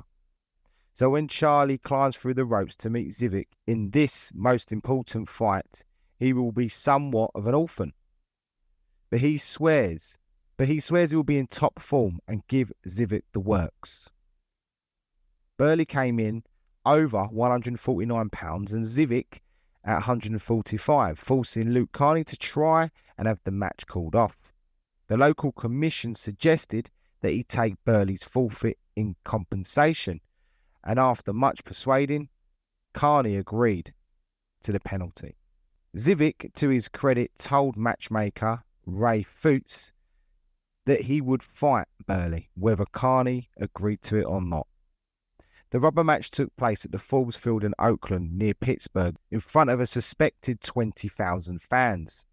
In Charley's corner that night, along with Dandy Allen, was the recently retired former light heavyweight champion of the world, John Henry Lewis. Harriotti wrote, "Sticking to a well-rehearsed game plan, Charley employed the left lead to devastating effect. Charley baffled his opponent with straight lefts, left uppercuts and left hooks, all delivered in what sometimes appeared to be one blurring motion. The right hand was used sparingly, but when it was employed, it rocked Zivic every time." Charley praised his new cornerman and he said he, as in John Henry Lewis, didn't want me to use the right unless I was sure that I could beat him to the punch. I was doing exactly what I was told for a reason. The tactics decided upon by John Henry Lewis and the rest of the Burley camp had worked well, and even referee Arthur Donovan, who was the third man in the ring during some of the greatest fights in boxing history, was impressed with Burley's performance and said, "I'm saying that on what I have seen tonight, he's the only man entitled to a shot at Henry Armstrong. With the management he'd need from the corner, he'd be capable of beating Armstrong." Charley eventually took the decision by a wide margin. And a month later, Charley took a rematch against Jimmy Lato and made no mistakes as he outworked the veteran over 10 rounds. Chappie Goldstein begrudgingly returned to Burley's corner for the 90 seconds it took him to dispose of Mickey Marcar at the Moose Temple in Pittsburgh. The punch that Charley connected with to end the fight forced one ringside reporter to write that it might have knocked out Joe Louis. For his final fight of 1939, Charley, with Goldstein still in tow, headed off to New Orleans for a contest against Detroit fighter Holman Williams. The 15-round contest between Burley and Williams was the first of what proved to be an exciting series between the two technicians. The New Orleans Times reported on the fight and wrote, "Williams was down for 3 counts of 9 in the 4th round. Williams, who had been on the losing end, took charge in the 7th round and won every round thereafter except the 13th, in which Burley had the edge." The real reason for the loss of those later rounds was because Charley, a mile ahead after 9 rounds, injured his shoulder and hand. Still couldn't recover from them injuries. The local promoter, Luis Messina, may have provided a belt to the new coloured welterweight champion, as in Holman Williams, but many suggest that this was not the case and that Burley had vacated it at this point or at some point. Still, the manager of Burley by the end of the year was Goldstein, and he received a letter containing the latest rankings from the National Boxing Association, or the NBA. Zivic, Holman Williams, Charley Burley and Pedro Montañez were listed as the contenders for Henry Armstrong's title, and he publicly ranted about this to his dismay. He said, "Where did they get this stuff? Burley has beaten Zivic 3 times, although he got the decision only twice, and he can beat him any time they put it on the line. Montañez is a lightweight. He's fighting Lou Ambers for the 135-pound title." In his last bout, Burley all but knocked out Williams in New Orleans before he hurt his right shoulder and had to fight the last 11 rounds of the 15-round bout with one hand. He had Holman down 3 times in the 4th and then pulled his arm out, yanking him back into the ring. Any place else, they would have stopped the bout to keep Williams from getting killed in the 4th round. The fans were getting up to leave, thinking it was all over. Burley is going to fight someone here in Christmas or New Year's Day, and you'll see how good he is. All we want is a shot at the title. Those guys the NBA ranks with Charley are a dime a dozen, and will prove it. Then we'd like to get Armstrong. It's about time Charley was getting a real break. His hands are good again, his shoulder's okay, and he's waiting for a title shot, which is something you'll wait forever. The bouts he thought he may have lined up for Christmas 1939 and New Year's Day in 1940, well, they failed to materialise.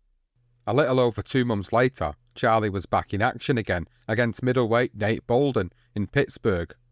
Weighing in at the agreed £156, Charley took a points win over 10 rounds.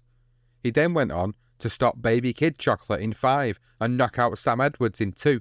Both fights took place at the Coliseum Arena in New Orleans in April 1940. Charley had been removed from the welterweight rankings, but was listed amongst the middleweight elite by May. 2 months later, the Holyoke Daily Transcript and Telegram explained his next fight against Carl Dell. For 5 rounds the bout was close, but from the 6th out, Burley clearly demonstrated his superiority, and the 8th and 9th had Dell wobbly on the ropes. Burley's efforts to finish the New Yorker failed because he was over-anxious and rusty after the layoff.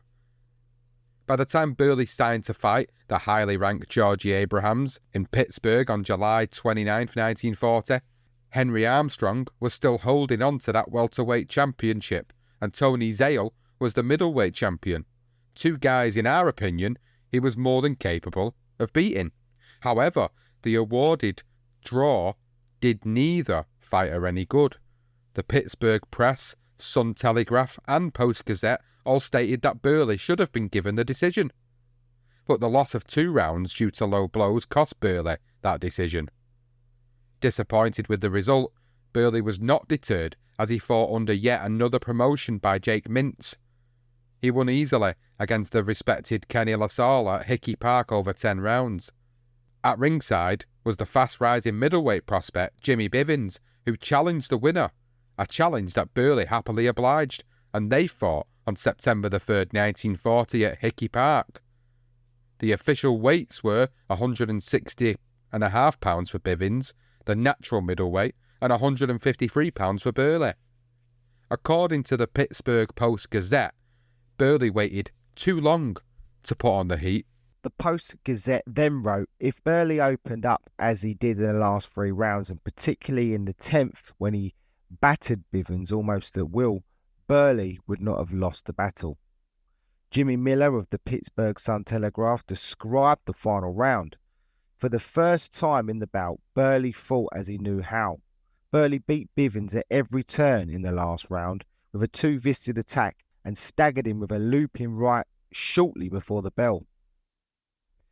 In a 1996 interview with Robert Cassidy for the Ring magazine, Bivens recounted his own memories of that Burley fight. At the time I fought him, he was a rising cane, and I was an up-and-comer. But I wasn't afraid. He was a known fighter, and I fooled him. He was smart, but he didn't take me as a great fighter because I was just coming up.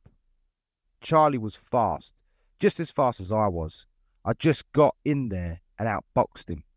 I had a good jab, and I used it. By the time winter in 1940 arrived, Fritzy Zivic was the welterweight champion after beating Henry Armstrong.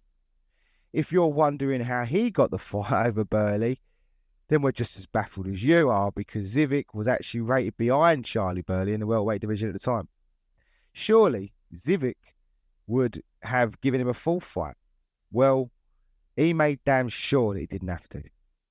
Burley had to be content with a points win over Irish Eddie Pearce in October at the Butler Street Sports Arena, a venue that Zivic was adored in. Burley recorded 1 more points win under the middleweight limit to end 1940, the last under the management of Chappie Goldstein. After Burley and Goldstein parted ways, none of the local promoters would actually use him, and it would be 5 months before the dust settled and Charley's new manager could get him fights in Pittsburgh again.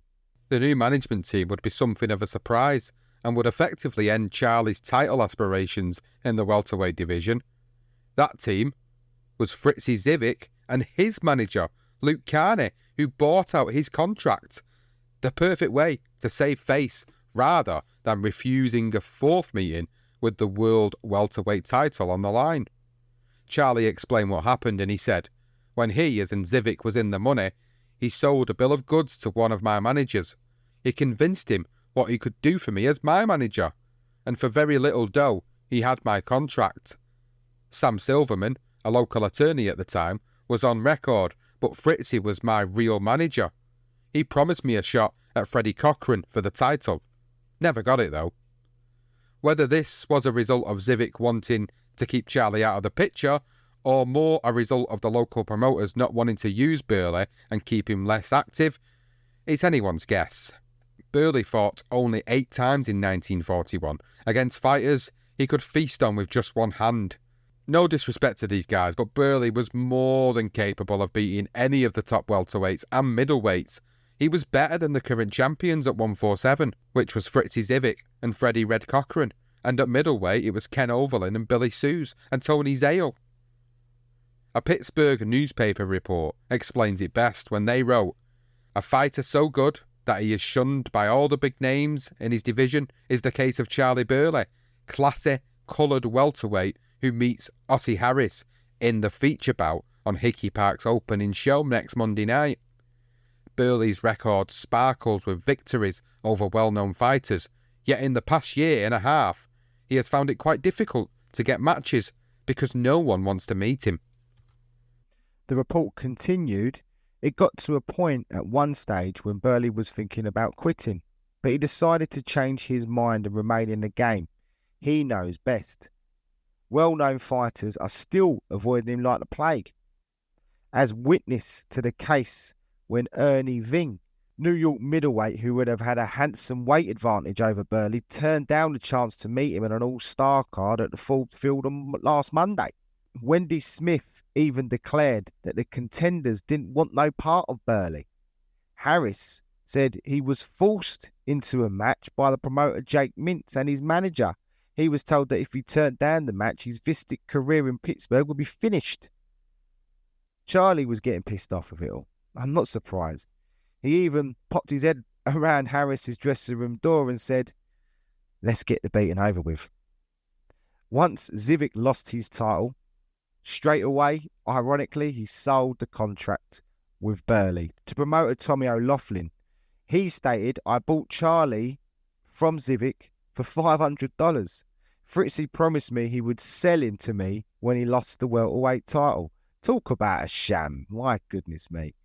Their relationship began in Minneapolis when Burley picked up a 5-knockdown second-round knockout of Ted Morrison in December 1941. Maybe there was a light at the end of the tunnel now. He had a new manager in Bobby Eaton and a promoter in Tommy Laughlin, although Charley would have many managers down the years. It appears that certain individuals were only acting the part and very few of them actually had names and signatures on contracts. His career would hit yet another stumbling block. Charley explained, "We got there in Minneapolis on Saturday. On Sunday, the war broke. Practically all the reigning world champions of the day were either called up or enlisted into World War II. Most important amongst them, as far as Charley Burley was concerned, were Tony Zale at middleweight and Freddie Cochran at welterweight. This resulted in their titles becoming frozen for the duration of the war with Germany. In an interview with Joe Hendrickson of the Minneapolis Star under the banner of "Charley Burley is tired of being kicked around," Charley let his thoughts be known, and he said, "I hope I can get the fights I deserve. Every fellow that received the verdict over me except Zivic refused to give me another fight. They were awarded disputed decisions in the first place and have stayed clear since. Lately it's got so tough to get fights that I have made my mind up that I would fight anyone from welterweight to light heavyweight. I'd like to fight Tony Zale. I'd like Tony Martin. I would enjoy meeting Bob Montgomery or Ray Robinson, Zivic too. Anybody. And that Charlie Parham, bring him on." Now relocated to Minneapolis, Burley stopped Jerry Hayes in 4 rounds and then was promised by Tommy O'Loughlin that the winner of his next fight, on January the 7th, 1942, against middleweight Shorty Hogg, would get a shot at Tony Zale later that winter. Burley got the job done in the 10th and final round, with one reporter writing that the left hook and right hand that finished the fight were so fast as to appear simultaneously. Shorty Hogg said, "They say the punch that you don't see is the one that puts you away. Well, I don't recall seeing that one." Hogue remained motionless in the ring following the devastating knockout. Joe Hendrickson for the Minneapolis Star wrote, "That was the most courage and best boxing the Armory ring has seen. The 2,000 fans who paid $1,400 to watch know now why Burley is the most feared welterweight in the game today. He has everything, and promoter Tommy O'Loughlin has a job trying to find his next foe." All his managers struggled to find him that, and 2 fights and 2 knockout victories followed. And then Charley travelled to the West Coast to San Diego, a place he would later call home. In San Diego, Charley first met and worked with a man who would remain a lifelong friend, AJ Blackie Nelson, a lightweight amateur champion who worked with many famous West Coast fighters. Fighters such as Lloyd Marshall and Eddie Booker paid for his services, as did former middleweight champion Fred Opostoli and Manuel Ortiz. Blackie remembers how the 2 great fighters he ever had the privilege to see at work were Charley Burley and Eddie Booker. They called them the Murderers Row. There was Lloyd, there was Charley, and there was Jack Chase. There was also the others as well, Cocoa Kid and Holman Williams, etc. This is Blackie continuing what he said. There was another guy that not too many people are familiar with, and he could have beat 90% or 95% of these guys today, and that was Eddie Booker. Nelson also offered his comparison when discussing Charley Burley. "I see a lot of Charley in this kid, Roy Jones Jr. Both had unorthodox styles, could hit you from any angle, both hard to hit. Charley jabbed more than Jones. If Jones could concentrate on boxing as Charley did, he would become an all-time great." Charley stopped another 2 in February 1942 before he was signed to fight Holman Williams at the Armory also in February. George A. Barton of the Minneapolis Morning Tribune reported, "If you were among those present as the Minneapolis welterweight whipped his Negro rival, then you saw one of the finest exhibitions of scientific boxing and sharp, punishing hitting witnessed in the Twin Cities," as in Minneapolis, "in many years. Burley boxing beautifully and lashing out with rapier-like fists incessantly for the full 10 rounds, dominated the fight so clearly against the cunning and fast-moving Williams that Charley won the unanimous decision. It was a fight in which Williams didn't dare make a single mistake, otherwise he would have been knocked out by the aggressive and determined Burley." If the Williams fight was a demonstration of Burley's slick boxing skills, then his next fight showed just how powerful he was. On March the 13th, 1942, Charley produced a stunning performance and forced the 225-pounder J.D. Turner into retirement, who had just lost a split decision against the world light heavyweight champion Billy Conn. Rumour has it Burley knocked out Elmer Ray and Jersey Joe Walcott in sparring. Historian Howard Branson described the fear that Burley struck among fellow gym mates and said he, as in Burley, would walk into a gymnasium and ranking fighters, particularly heavyweights, would run to the showers so they wouldn't have to spar with him. But it was these sort of performances during a bout or sparring that made Burley such a feared fighter. With the backing of a group of Minneapolis sportsmen, Tommy O'Loughlin was ready to offer the reigning champion, Freddie Cochran, $25,000 to defend his title in Minneapolis. However, Cochran was a connected fighter, and no money would tempt mob fighters to give up the world title. So Charley tried to force the issue. He offered his services free of charge as long as Freddie Cochran would meet him in a world title fight for the War Fund.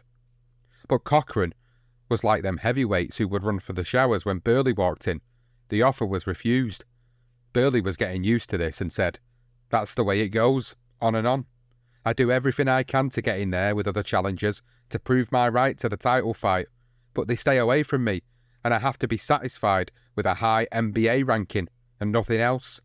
They leave me out in the cold all the time." With no welterweights or middleweights wanting to fight Burley, Tommy O'Loughlin becoming increasingly frustrated, he wired Johnny Ray, manager of Billy Conn, an offer for a guaranteed $7,500 plus 35% of the gate. for a fight. They're just offering shitloads of money, and he's offering to fight for nothing, and it's still not taking a fight. Well, this was a fight at light heavyweight to meet Charley as light middleweight in Minneapolis in a non-title fight. So that was a guarantee of $10,000, but peanuts to Billy Conn, who had earned $70,000 against Joe Louis. And Tommy O'Loughlin explained his methods. He said, it's just a shot in the dark with a little strategy behind it. You see, Mike Jacobs controls most of the Eastern fighters by one means or another, and he has a lot to do with the preventing of good middleweights and welterweights from coming here to fight Burley. So why not go in with a challenge to his favourite heavyweight? It will be a lot of fun for Burley and me to have Conn turn down the fight.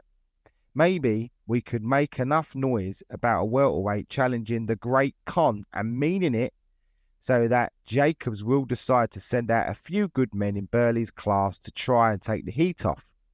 It's fun in a way, and if Conn should accept, it would be alright with Burley. Conn wouldn't fight him anyway. He was right, because Conn was attempting to secure a rematch with Joe Louis, and his management had no intention of risking that big money payday and such a prestigious fight against the dangerous Charley Burley. Just weren't worth it. Bobby Lippy recalled other promoters trying to do the Burley-Conn fight. He said Art Rooney, boxing promoter and owner of the Pittsburgh Steelers football team, tried the best he could to get them two guys signed up. At one point, he thought he had the whole thing worked out. Johnny Ray, he was smart, and there was no way he was going to let Billy Conn fight Charley Burley. And that would have been the best fight that this city had ever seen. That's the way Art Rooney was looking at it. The two top fighters. Johnny Ray knew that Charley would have beaten him, as in Billy Conn. Tommy O'Loughlin even vented his frustration to the editor of the Ring magazine, Nat Fleischer, while Charley, knowing his promoters and managers wouldn't get him a title shot, looked elsewhere for a miracle. He carried a Bible with him on the road and to his fights, but according to Bobby Lippy and Julia Burley, he read from its pages every single day. In a 1981 interview in the Pittsburgh Post-Gazette, Charley said how he used to get down on his knees and pray for a title shot. After disposing of Cleo McNeil, Burley's new Minneapolis fans were also jumping on the bandwagon to get him an opportunity to shine in New York. Even Dick Callum of the Minneapolis Daily Star wrote to Mike Jacobs and said, "Dear Mike, maybe you've started to hear something of a fighter we have out here named Charley Burley. Well, just between us, we know you have known about him for some time and have not been disposed to help him because some of the mob that doesn't want to see him on top has your ear. Let me tell you, he is a decent, family man, clean living, hard-working, honest fighter, and he deserves the chance. It is in your power to give him. If boxing is a sport, then there is no sense in depriving a man of a chance just because he is so good. He might make the most of it. Why shouldn't the best men go to the top? Why isn't that the best thing for your business? Burley is not fooling when he offers to give you his services for nothing in exchange for a chance to show you what he can do. All he asks is that you give him an opponent good enough so that he will get some credit for beating him. He wants to fight for nothing, and he wants to fight no one but a top man. Isn't that fair?"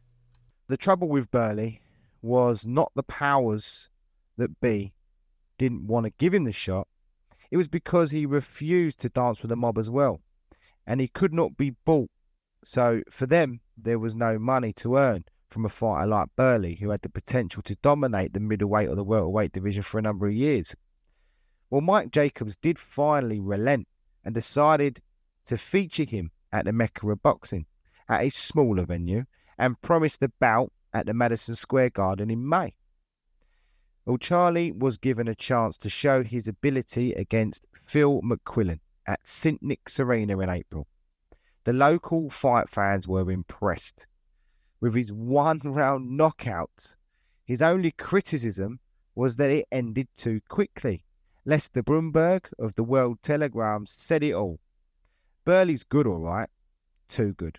Frankly, he would have made himself more acceptable to name foes around here by merely winning a decision. Boxing is such a funny business. It has been said by many, Eddie Futch included, that Charley's awesome display not only finished the career of Phil McQuillan, who actually quit after the defeat, it also finished the career of Charley Burley as far as New York City was concerned. 4 days after his victory over McQuillan at St. Nick's Arena, Charley knocked out Joe Sucker in 4 rounds, who had once lasted the course with Ezard Charles and had twice been the distance with Jimmy Bivens as well. Charley said, "I fought and won 1 time in Chicago and New York and never got back to either place." During his trip to New York City, Charley stayed at the Theresa Hotel in Harlem. The hotel was a favourite of Sugar Ray Robinson. Kenny Halliday, a nephew of Charley's, recalls a story between his uncle and Sugar Ray Robinson when they met at the hotel. He said that Robinson, not knowing who Burley was, had trouble picking him out of a group of people. Kenny said that the reason for this was because Charley didn't look like a fighter. He said he didn't have a mark on his face and he always dressed real nice. Charley believes that it was because he had a sixth sense when it came to defence, and said, "I wasn't that big, but I could just know when a punch was coming and I stayed in shape so I didn't have to worry about nothing." According to Kenny Halliday's story, Charley and Sugar Ray shook hands and exchanged pleasantries. Back in Minneapolis, Charley was matched with George Wilson on the Ray Robinson versus Dick Banner card at the Armory.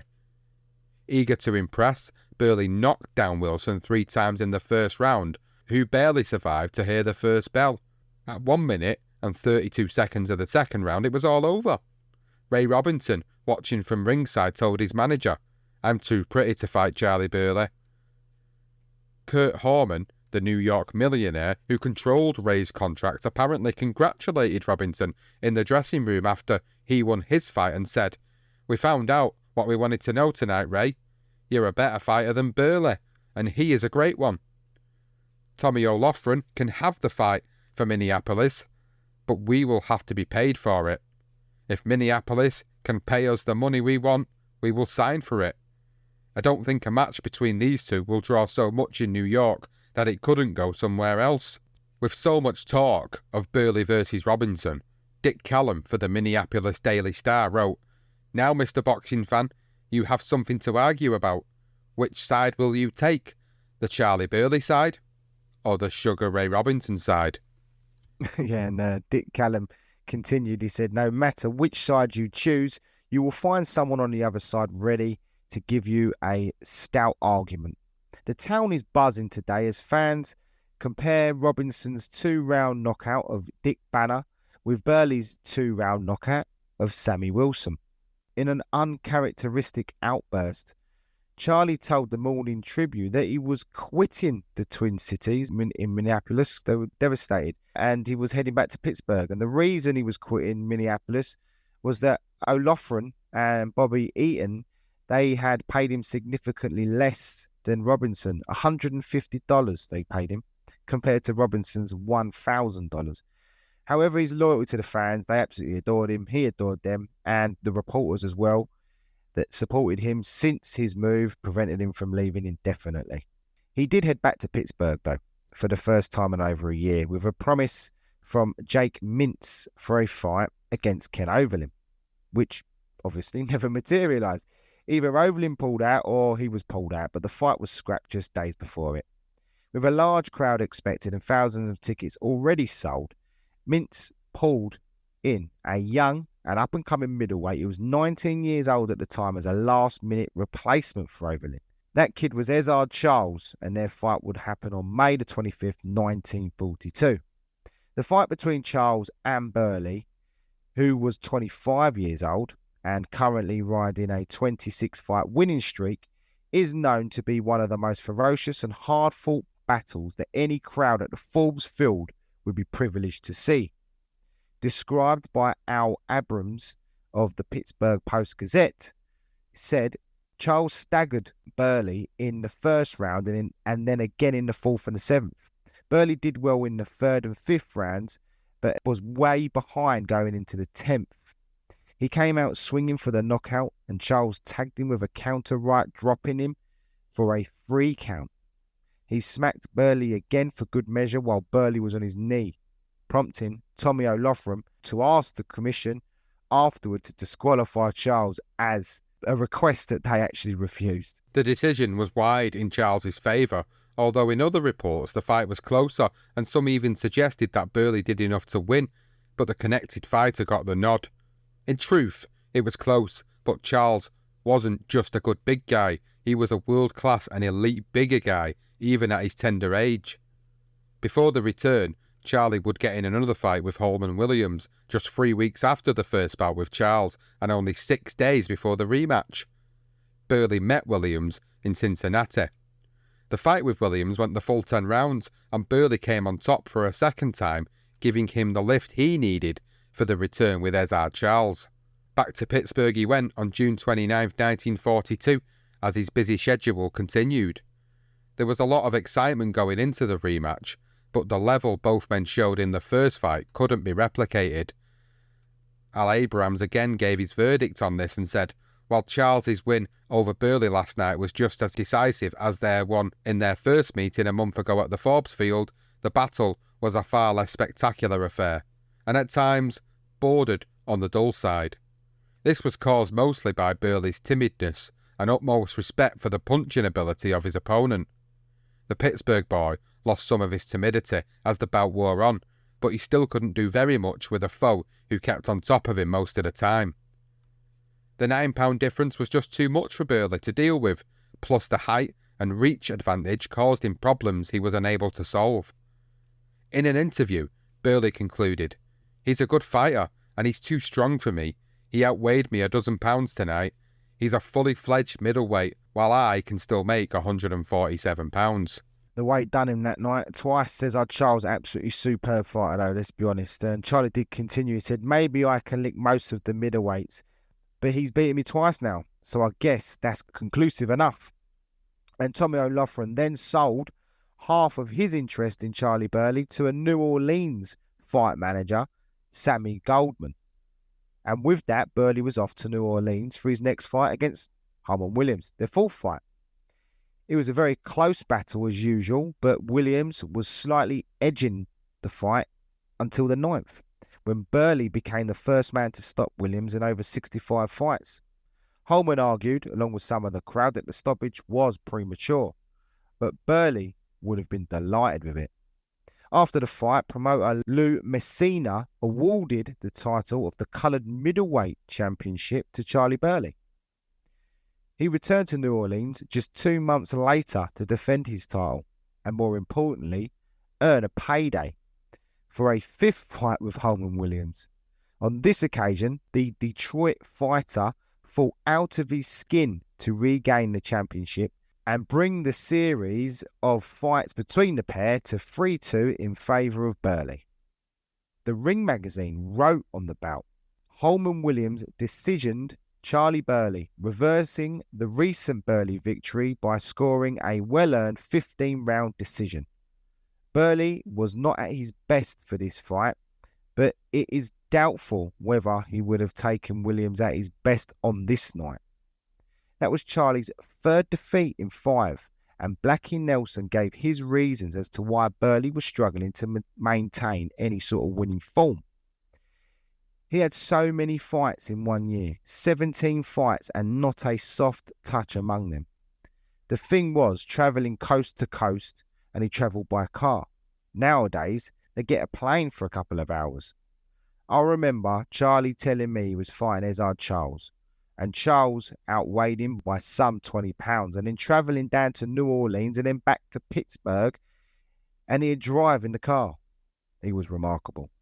As explained by Nelson, Charlie was back on the West Coast a month later, stopping Cecilio Lozada in 2 rounds. Charlie admitted to a friend that he was feeling totally exhausted, but needed to keep earning the money, so he accepted a match with ranked light heavyweight contender Lloyd Marshall in Los Angeles for December 13th, 1942, his last and 17th fight of the year. Burley had some balls, and he fought anyone, something that not even some of the all-time greats could honestly admit. Marshall was not just a contender, he was one of the best fighters on the West Coast at this time, and in some people's eyes, he was probably one of the greatest fighters who ever laced them up. Burley was decked in the first and fourth rounds. Morton Moss of the Los Angeles Examiner explained, in between Marshall's mighty slams, Burley did plenty of scoring on a lighter and less impressive scale. Burley's heaviest cannonading appeared in the 8th, which saw him register with sharp chops to the chin. The decision was split in Marshall's favour, but the LA Times stated that Lloyd was the clear winner, although Burley put up a good fight. Trainer Joe Herman, who worked Charley's corner sometimes, reported that Burley had been fucked over and that Charley had made it look like an easy win. Burley, as honest as they come, had a different opinion and said, "The roughest fight I had was Lloyd Marshall. He was a light heavyweight. I lost a decision to him, and he's the only one who knocked me off my feet. A straight right hand in the first round." Marshall concluded, "It was a tight, tough fight, but I caught Charley coming in, and I kept the edge. I got the decision, and I deserved it." It was now time for some much-needed rest and recuperation, and Charley made sure he did so in his new location of California with his wife Julia and daughter Angeline. And he was happy to be on the West Coast, where it was hot and where the best talent of black fighters were. Charley made that decision to end up staying there as well, and Julia loved it, the family loved it. To supplement his boxing income, he took a regular job and began working in a defence plant making aircraft for the war effort. Charley had his sights set on the state middleweight championship, effectively giving up on the world titles. He's gone for the state instead, which was currently in the possession of Jack Chase. But first, he had to beat Harvey Massey. So after a 2-month layoff to rest his damaged hands and refresh those batteries, Burley smashed his way past Massey and stopped him in the 9th round on February the 3rd, 1943 at the Auditorium in Oakland. Just over 2 weeks after the Massey win, Burley met Jack Chase for the first of 3 meetings. But it would be a non-title fight first. The Hollywood Civic Auditorium was a sellout crowd of 6,000 who watched a classic and vintage display by the classy Charley Burley. A right hand dropped Chase in the second, but Charley, despite touching down for a no count in the 4th, cruised to a relatively easy 10-round decision. His sequence of fights in this calendar year cannot be undermined. He was matched then with the powerful Aaron Wade in March for the first of 3 meetings. The Oakland Tribune noted the suffering spectators would have been satisfied had the referee tossed both middleweights out of the ring. They noted that Burley entered the contest with a damaged right hand, that he didn't use it more than 4 times during the evening. Eddie Muller of the San Francisco Examiner felt that Burley was the better man and that the decision given to him on points was correct. In his next bout, several weeks later, Charley fought a return with the veteran rival, the Cocoa Kid, in New Orleans. Despite scoring a knockdown in the 2nd round and swelling the kid's eyes, Charley had to be satisfied with a draw only in a fight that most Crescent City reporters felt he had won by a country mile. Charley's May 14th bout against old foe Holman Williams back in Hollywood can only be described as bizarre. Harry Winkler of Ring Magazine explained, "Those 2 coloured cuties, Charley Burley of Pittsburgh and Holman Williams of Detroit, met at the Hollywood Stadium and were tossed out of the ring by referee Abe Roth in the 1st minute of the last round. What was more of a chess match was not appreciated by the referee or the crowd." Harry Winkler declared, "In my opinion, it was an injustice to both boxers, especially to Burley, to have the bout declared a no contest as late as the 10th round, although the referee's action met with the approval of most of the crowd, as it robbed the Pittsburgh Negro of his 4th victory over Williams." Now, because of that referee, an investigation had to take place, and both fighters' purses were withheld until a decision was reached. In the end, the The body exonerated the two on any charges of a fixed fight, and they were eventually paid. Charley fought his last bout for the year, even though it was only June, when he outpointed Bobby Birch in San Diego. The reason for Charley's inactivity after the Birch fight was that the State Athletic Commission handed down a suspension after he failed to make good on a contract to fight Eddie Serda on a July 9th card promoted by Lynn Planter in San Diego. Ticket sales were poor, and Burley must have decided it wasn't worth it, but nonetheless, he was suspended. Charley opted to take work at the defence plant back home in Pittsburgh. Crazy, just suspended him. It just seems daft. I mean, it's like they always want him out of the way. It would be 9 months as well before Charley was back in the ring. But by March of 1944, he was back to his old form as he knocked out Bobby Berger in San Diego. Just over 3 weeks later, he was rematched with Aaron Tiger Wade for a 10-round contest. And according to the San Diego Union and Evening Tribune, Wade had the better of the first 4 rounds, but Burley rallying in the last 6. The Tribune called Wade unimpressive. Once the winner found the range, Wade fought in a shell and didn't give the clever Burley much of a target, but the latter made the best of it and took the unanimous decision. Burley would now finally get the chance to win that California State middleweight title held by Jack Chase, which meant a little more to Charley than the coloured welterweight championship belt at the time that he still held.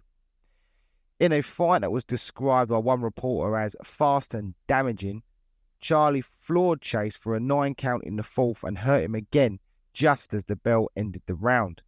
The champion pressed the action in the 7th, managing to stagger Charley on 2 separate occasions, forcing him to clinch. But the end of the 9th, when Burley sensed his opponent's reluctance to meet him in the centre of the ring, he launched into a furious attack, pummeling away at the groggy champion's jaw with a succession of murderous right-hand punches. The flurry stopped only when Jack Chase went face first onto the canvas, where referee Abe Roth counted him out. Chase was topped for only the 2nd time in 75 fights, and for the first time in over 40 fights. The new California State middleweight champion, Charley Burley, then after that took on another legend. And this sequence of fights is so impressive, but he took on an absolute legend in Archie Moore on April the 6th, 1944. Eddie Futch spoke of how this fight came about. Where Futch heard this version of events is unknown, but over the years it has been told so many times as to help add to the Burley legend. And he said, Hollywood Legion Stadium had a main event featuring Archie Moore and some opponent. I can't think of his name. The opponent failed to pass the physical at noon, and the fight was due to go on at 7 o'clock that night. So they've got no main event because one of the fellas didn't pass. So they got on the telephone and they called Burley. His wife answered and said that he was at work. She gave them the telephone number and they called there. They let them speak to Burley and they asked if Burley would come and box Archie and substitute for the guy that didn't pass the examination. Burley said yes. So he finished up, went home, got his gear, got on a bus, rode 125 miles to Hollywood Legion Stadium, got there in time to be examined, got on his gear, and got out there and give Archie Moore a licking. Now, Burley's new managers at the time were brothers Carl and Travis Hatfield, and Carl believes Eddie Futch's story of the Burley-Moore build-up not to be true, but he did say that Archie spent 3 days in hospital after the beating he received at the hands of Burley. The old mongoose described Burley as slick as lard and twice as greasy, and then went on to call him the greatest man I ever fought. The Associated Press wrote that Moore was on the floor in the 1st, 3rd and 4th rounds a total of 4 times and was shaky at the finish, but Burley lacked the finishing touch. The boxing lesson stayed with Moore for life, and 18 years later, in his newspaper column, Archie told the story of his meeting with Charley Burley. And this is what he wrote. He said he was the best fighter I ever fought and the best fighter I ever saw. I can remember him to this day. He was a grey-eyed, light-skinned Negro, and the way he walked and held his head and talked, You knew he was something else. I was getting along pretty well when they made the Burley match for me in 44. Looking back on it, I recall not being too impressed by Charley, of course. I knew he had to be a better than good fighter by the way he had been scarring everybody to death on the coast. There had been stories about how he had chased heavyweights out of the gym and stiffened sparring partners with the big training gloves.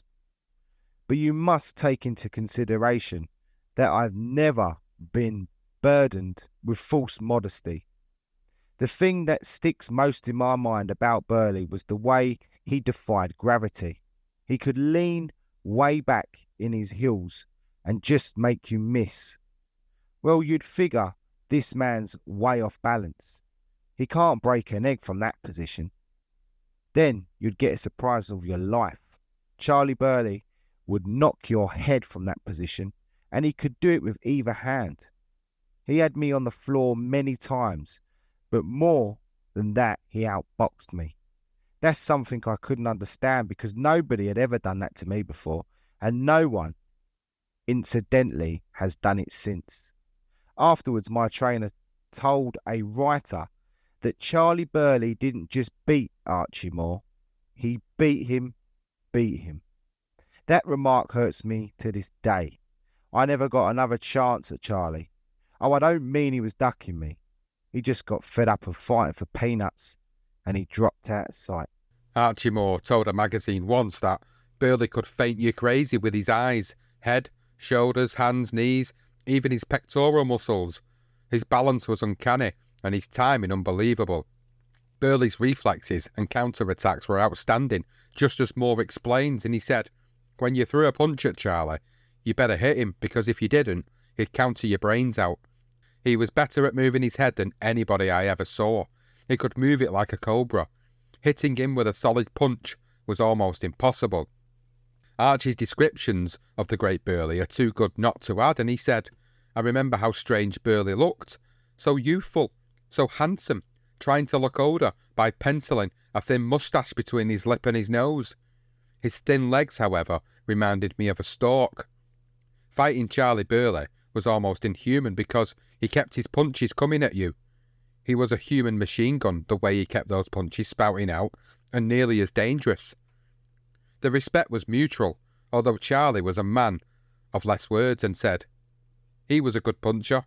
We were both bobbers and weavers. I beat him by just staying close." His two new managers explained how they got Burley in the first place and how difficult it was to get him fights. Carl Hatfield said, "My brother handled him, then he gave him to me, so I sold him twice for $5,000 each time and then got him back. I couldn't get him a fight." Carl then explained how he managed to get him fights. "So, my friend in LA, Babe McCoy, who controlled the boxing game in LA, I brought him, as in Charley, to Babe. I cashed in $500 in war bonds and brought him to Babe." And Cole continued, "I told Babe I'd give him half interest because I couldn't get him a fight. He was the matchmaker for 5 areas. Babe told all the fighters, you got to fight Burley if you want to fight. Burley put Archie in hospital for 3 days. Charley was back with the Minneapolis manager and promoter as Cole Hatfield had again sold his contract for $5,000. Charley agreed to sparring sessions with Elmer Violent Ray, but did little to further his case during one of a subsequent training session, sparring session, or an incident. This is described by Harry Otto. It's been also described by others, but Harry does do it the best. So here we go. So as one of the sparring sessions progressed, it became apparent that Ray wanted to give the spectators, who usually crowded the gym to watch Charley work, something to talk about. So Elmer began to treat the spar as a contest, and even though he knew that Charley was only weighing around 150-something pounds, he tried to score some points by attempting to separate Charley's head from his shoulders. And with the slightest of head, body and shoulder movements, Charley caused his sparring partner to miss repeatedly. Elmer, sensing the reaction of the onlookers, and feeling increasingly embarrassed, shoved Charley backwards through the ropes and onto the ring apron. Charley, who was not wearing any headgear, he rarely did for sparring sessions, got to his feet. He dusted himself off before continuing.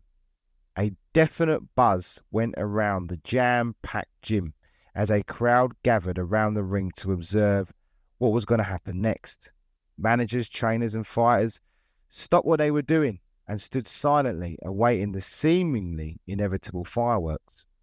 Most people that knew Charley also knew that he would not let anyone, regardless of size or reputation, make a fool out of him.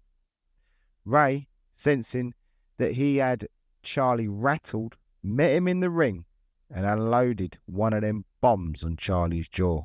Charley slipped the shot over his right shoulder while simultaneously delivering his own right to the point of Ray's chin. When he woke up several minutes later, Elmer Ray found that Charley was still in the ring waiting for him to make eye contact with him. When he did, Charley pointed his right glove at the 200-pound plus heavyweight as if to say, "Don't mess with me." His message received and understood, Charley left the ring to hit the showers. In later years, Charley and his family kept a dog. Actually, they had a succession of canines over the years, all with the same name. Charley named him Elmer. Whether or not this is related to this particular incident, we'll never know, but Julia Burley is unsure as well. Now, Blackie Nelson described the brilliant head movement of Burley and said, "Charley was so smooth and had the best head movement of anybody I've ever seen. It was practically impossible to hit him solid. He seemed to anticipate every move that somebody was going to make. He was just like a cloud out there, and he could punch like a fool. I know there's a few fighters that he let go the distance." Another heavyweight that had trouble with Burley was Jersey Joe Walcott, whose team got rid of him as a sparring partner because he was too good for his own good. Hal Feeberling was a heavyweight on the West Coast and friend of Archie Moore, who said he was a 200-pounder, big and strong, and a real good puncher. One day, he worked out with Burley, and he described that as, "I was never so humiliated in all my life." That Burley was a freak. He just knew what he wanted to make you do, and he went ahead and made you do it. And he continued that when I crawled out of the ring after the workout, I went back to where the lockers were and I sat down and cried like a baby. 200-pound heavyweight, cried his eyes out after Charley Burley messed with him. To think that a little guy like that could make such a fool out of me, he just embarrassed him. Well, back to Burley's career, and after 3 successful knockout victories, he set up a return with Jack Chase for the state middleweight championship at the Civic Arena in San Francisco on September 11th, 1944. The Associated Press wrote that Charley Burley retained his California middleweight boxing championship by defeating clever boxing Jack Chase in the main event at the Civic Auditorium last night. Burley won by a technical knockout in the 12th round. And in the 12th and final round, this is the other description, and Burley unloaded everything he had and splattered Chase to the floor 4 times. He started off by digging a left hook to Jack's body. Then he chased him to the ropes and showered him with a volley of left and rights. Jack took them and then went through the ropes after receiving another barrage. He took a count of 7, 2 rights to the jaw, put Chase down for 8, and then another right floored him, and referee Frankie Carter stopped the bout. Again, Harry Otto explained Burley's current predicament now after just this sequence of fights of fighting Jack Chase and all the other guys and Moore and everybody else. So the predicament he was in, and this is explained by Harry Otto. Charley was now firmly established among the top 5 middleweights in the world. He was unbeaten in 2 years and 14 fights and had engaged in 2 winning bouts for that California state title. Unfortunately for him and many others like him, all the world titles remained frozen for the duration of the war. But even if a title shot were available in the middleweight division or the welterweight class, a weight Charley could still make today, it would have been of little use as his hands were again proving troublesome. And as a result, he would remain inactive for close to 7 months. Charley had started the year rated behind Jake LaMotta and Holman Williams for Tony Zale's middleweight title. Blackie Nelson spoke about his next victory against Joe Carter and said, "I was overseas when Charley fought a kid called Joe Carter in San Francisco in 1945. They told me that Carter, who I believe then was undefeated, could really box, and Charley made him look like an amateur. I asked Charley about it, but being the gentleman, he only spoke well of Carter. I never once ever heard Charley talk bad of another fighter. He was a fine gentleman. He is still, in my humble opinion, the greatest, along with being a perfect gentleman, no trash-talking smart aleck." Because Charley's mother became unwell, he received many letters from his sisters to return to Pittsburgh so he could be close to her. So he, Julia, their daughter Angeline moved back home. Once he and his small family settled in their new home, Charley returned to the ring after a 4-month layoff and met again old foe Holman Williams for what was then their 7th and final meeting. Currently, it was 3 wins for Charley, 2 for Holman, and a no contest. Burley was underprepared for the fight in Buffalo. He had fought only 3 times in a year, and his performance showed it. He actually lost a 12-round decision. As usual, Charley was full of praise years later about his old rival and said, "Me and him, we had some times together. New Orleans, I remember. I think I knocked him out once. He was a runner and a good boxer. It'd be hard to catch him. He was a great fighter, and you can't take that away from him." It was around this time that the National Association for the Advancement of Coloured People, the NAACP, came calling for Charley, and Julia Burley recalled, "Even that Black Panther thing, Elridge Cleaver, is that him? He wanted Charley, but Charley didn't want to belong to nothing." Charley managed to move into a bigger house as well, took his family up into a bigger house, thanks to Paul Lippy, so Bobby's father, the guy Bobby Lippy, we've used a lot of his quotes, and the landlord did not want to actually rent to Charley, so Paul sorted it out for him. He was actually instrumental in getting the landlady to rent it to Burley, or the Burleys. She didn't actually want to rent it to a black family. It was a white area, they didn't want to do that, so Paul told her that if she didn't rent to Charley, because he was a huge fan of him, then he would make it difficult for her with the city council. Bobby Lippy said, "So, my dad is, okay, you don't want to rent to Charley? I'll send a building inspector up to fix you." Well, that one took care of that. My father was rough, you know what I mean? He didn't take no shit. If you were right, that's all you had to be, was right. But if you were wrong, well. The new Burley home actually was once the Lippy home, and Paul was happy to help his favourite fighter, and he considered a friend of his, to get that home. And he also seized an opportunity one day. So while the Burleys were actually enjoying their lunch in their new home on Bedford Avenue, Paul Lippy swept in, and without saying a word, he pushed his son Bobby towards the table. He told Charley before marching straight back out the door, "Here he is." Literally just chucked him in, "Here he is," and walked out. Charley motioned to Bobby to sit down, but said nothing, and Bobby remembers that that's how my boxing career started. When he initially went to the gym to train with Charley, the first thing that Bobby noticed was the awful condition of Charley Burley's boxing shoes. He had the worst shoes. They looked like they had been worked down a coal mine. When Bobby made the mistake of putting brand new white laces on his boots, Charley went to work on dirtying them up. For Bobby, it was a case of look the part and feel the part, but Charley's opinion was less was more. And Bobby remembers his mentor's attitude towards everything, and that was anything that can spoil you was out. Burley was now training at Pop O'Brien's gym, where he taught Bobby, who recalled that Charley had him think of his arms as being real loose, like long strands of thick rubber cord. Each of his fists had to be a rock on the end of each rubber cord. Bobby said, "When I finally got it, it was amazing. It was like having a pool ball in a sock, you understand? That's some weapon."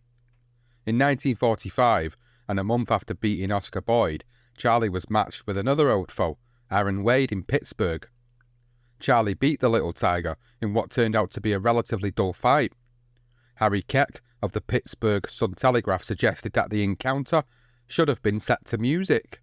While life in the ring as a dangerous fighter was never more evident than the last couple of years of Charley's career, there were a few hairy moments outside of it. Bobby Lippy spoke of a couple of times when Charley was forced to defend himself or others. He said, "This guy pulled a knife on me, and I didn't know. I'm doing that stupid thing, I'm taking my coat off, and clip. Charley hit him, and the guy got to convulsing and pissed all over himself, and we ran. We ran." Another time, a guy pulled a gun on Charley's niece. She was good looking and attractive, but she was a player, and she picked who she would allow to play with her, you know what I mean. This guy, he didn't give a damn about her. He didn't give a damn about Charley Burley or anyone else. Well, Charley had enough. He goes over, and this guy pulls out a gun, puts it right in Charley's face and shoots. Boom! It was a blank gun. Charlie Dan near killed him. You don't scare Charley Burley from fear. That anger, that's generated. Well, he tried to stuff the guy into a sewer, and if he had got the lid off, well, the guy was a pussycat. But if you got him riled up, God ain't gonna do nothing. He'll fight God. Well, at the end of the summer of 1945, the Dapper Dan charity organisation made an offer of $17,000 to George Gainford for his fighter Sugar Ray Robinson to meet Charley at Pittsburgh. An offer which Robinson's manager accepted, but which Ray turned down. Although Gainford was listed as Robinson's manager in Pennsylvania, Ray insisted that he had not authorised him to make matches for him. Curiously, Robinson contradicted himself only 9 months later when explaining his reported ducking of other ranked welterweights. So in the trade paper, Referee and Redhead, Robinson addressed fight fans in an open letter. Reports are being circulated that I am ducking Joe Chirico and Tommy Bell. Here's my side of the story. After several years campaigning, I've learned recognition, but I had to make concessions to name fighters to get bouts. The Fritzy Zivic and Sammy Agnut matches a few years back netted me very little, but a chance to exhibit my wares. If Chorizo and Bell are earnest in their desire to make the match, let them meet the demands of my manager, George Gainford. So he does use his manager. A report was released on August 23rd, 1945 by the Nevada State Journal that read, matchmaker Jake Mintz today accused Ray Sugar Robinson of backing out of an offered bout with Charley Burley of Pittsburgh by demanding a $50,000 guarantee. Mintz said he had offered Robinson $25,000 to meet Burley in a bout here late this month as the headliner of a charity show planned by the Dapper Dan Club. The promoter said his original offer of $17,000, but that he later boosted the figure to $25,000. Then he said Robinson demanded $50,000. As it transpired, the charity was stalled for time, and eventually Robinson withdrew. Later, Pittsburgh promoter Art Rooney offered Robinson $25,000 for a fight with Charley Burley at Forbes Field in Oakland, just outside of the city. The money was certainly tempting, but for the fight to go ahead, there would have to be certain stipulations. Charley himself recounted the events surrounding the possible matchup many times, and he said, Jake Mintz came to me one time and said I might be able to get a contract for 3 fights with Robinson, but he told me that part of the deal would be that I would have to go down in the first one. I questioned whether I would get a rematch after the first fight, and didn't give him an answer. A few days later, Robinson signed to fight Ossie Harris, a guy he could easily knock out. Charley refused to meet Ray under those conditions, so consequently, Art Rooney was unable to make the match. Next up for Charley was a September 4th, 1945 fight with Dave Clark in Cincinnati. Now, we're going to let Bobby Lippy explain what occurred, and he said, we went to Cincinnati where he fought Dave Clark. We stayed at Ezard Charles's hotel. Back in them days, I didn't know nothing about racism and classes and how that worked. You knew it was there, but you never saw it in action, you know what I mean? So we get into Cincinnati early in the morning and we go down to the Cotton Club for breakfast. So it's Charley Burley, the celebrity, and all that crap, and the owners of the Cincinnati Reds come in to have their photographs taken with Charley Burley. The weigh-in is supposed to be at 11 o'clock in the morning. They changed the time to 1 o'clock in the afternoon. That's to mess up Charlie's eating habits. And then they started on me. What was I doing going to Ezard Charles's hotel? That was a black hotel. I was not allowed to sit out in the Cotton Club. I had to go back to the kitchen to eat. I mean, this is ridiculous. Then some gangsters come by and were trying to talk to Charley. They tried to push me to the side and Charley wouldn't let them because I didn't know what was going on. And they wanted Charley to carry Dave Clark for 10 rounds. Charley said no. If he can make it, fine, but I'm going to knock him out. So he went back to the hotel for the rest of the day. Lots of different people would stop and get into some aggravation about me being underage. They'd used the liquor laws and what have you, because I was 16, well, I was actually 15 going into 16. So that night, they didn't give us a dressing room outside the arena. They gave us a parking lot attendant office outside, all dusty and all. Charley had a beautiful grey fedora hat. Now, he'd brush it off and he'd put it up on the shelf so that it wouldn't get too dirty. Then he would dust it off again. Definitely got him mad. Charley don't say much when he's mad. It's just a slow burn. So, we had to walk from the parking lot to get to the arena. When we get in the arena, they're going to introduce me from the ring as Charley's protege. As I'm going across the ring, I tripped on the canvas. And they had the canvas real loose so you couldn't dig in for your power punches. So I have to go over and shake hands with Dave Clark. I didn't want to shake the hands with Dave Clark. I was mad in myself.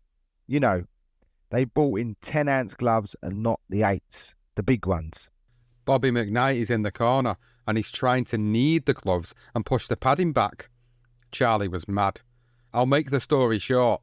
Charley knocked him out in 1 minute and some odd seconds of the first round. People were mad because some of them hadn't even sat down yet. And the worst part of it is that Dave Clark went on to fight Sugar Ray Robinson. They bypassed Charley. Charley could have fought Ray Robinson if he'd have made the deal where he loses the first fight. Anyway, the gangsters wanted Charley to carry Dave Clark for the betting odds. It was rotten. It was all rotten. For all the drama that unfolded, Charley walked away with little over $800 for disposing of the hapless Dave Clark. Charley's biggest payday came in San Francisco for a 10-rounder against Oakland Billy Smith, where he received $3,000, and he battered a bigger and very good fighter with ease, but he refused to knock him out. There had been some talk in the papers that some of Charley Burley's bouts, like so many others around that time, had not been on the level, and this was one of them. The truth is, Smith was a big mouth and cocky, and Burley hated these type of big heads, so he gave him a beating. In effect, he carried him, and Blackie Nelson agreed and said, "I know Charley carried old Billy Smith there." Charley would stiffen Smith with solid counters and then hold him up before he fell. According to some eyewitnesses, the Oakland fighter appeared to be out on his feet at least 4 times during the 10-round fight, but Charley allowed him to stay in there just so he could beat up on him. That was his last fight in 1945.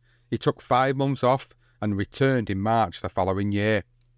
Morris Pippi Slutsky, a Russian Jew, acquired Charley's contract next, and as his manager, was doing what he thought was best to get Charley good bouts against rated opposition.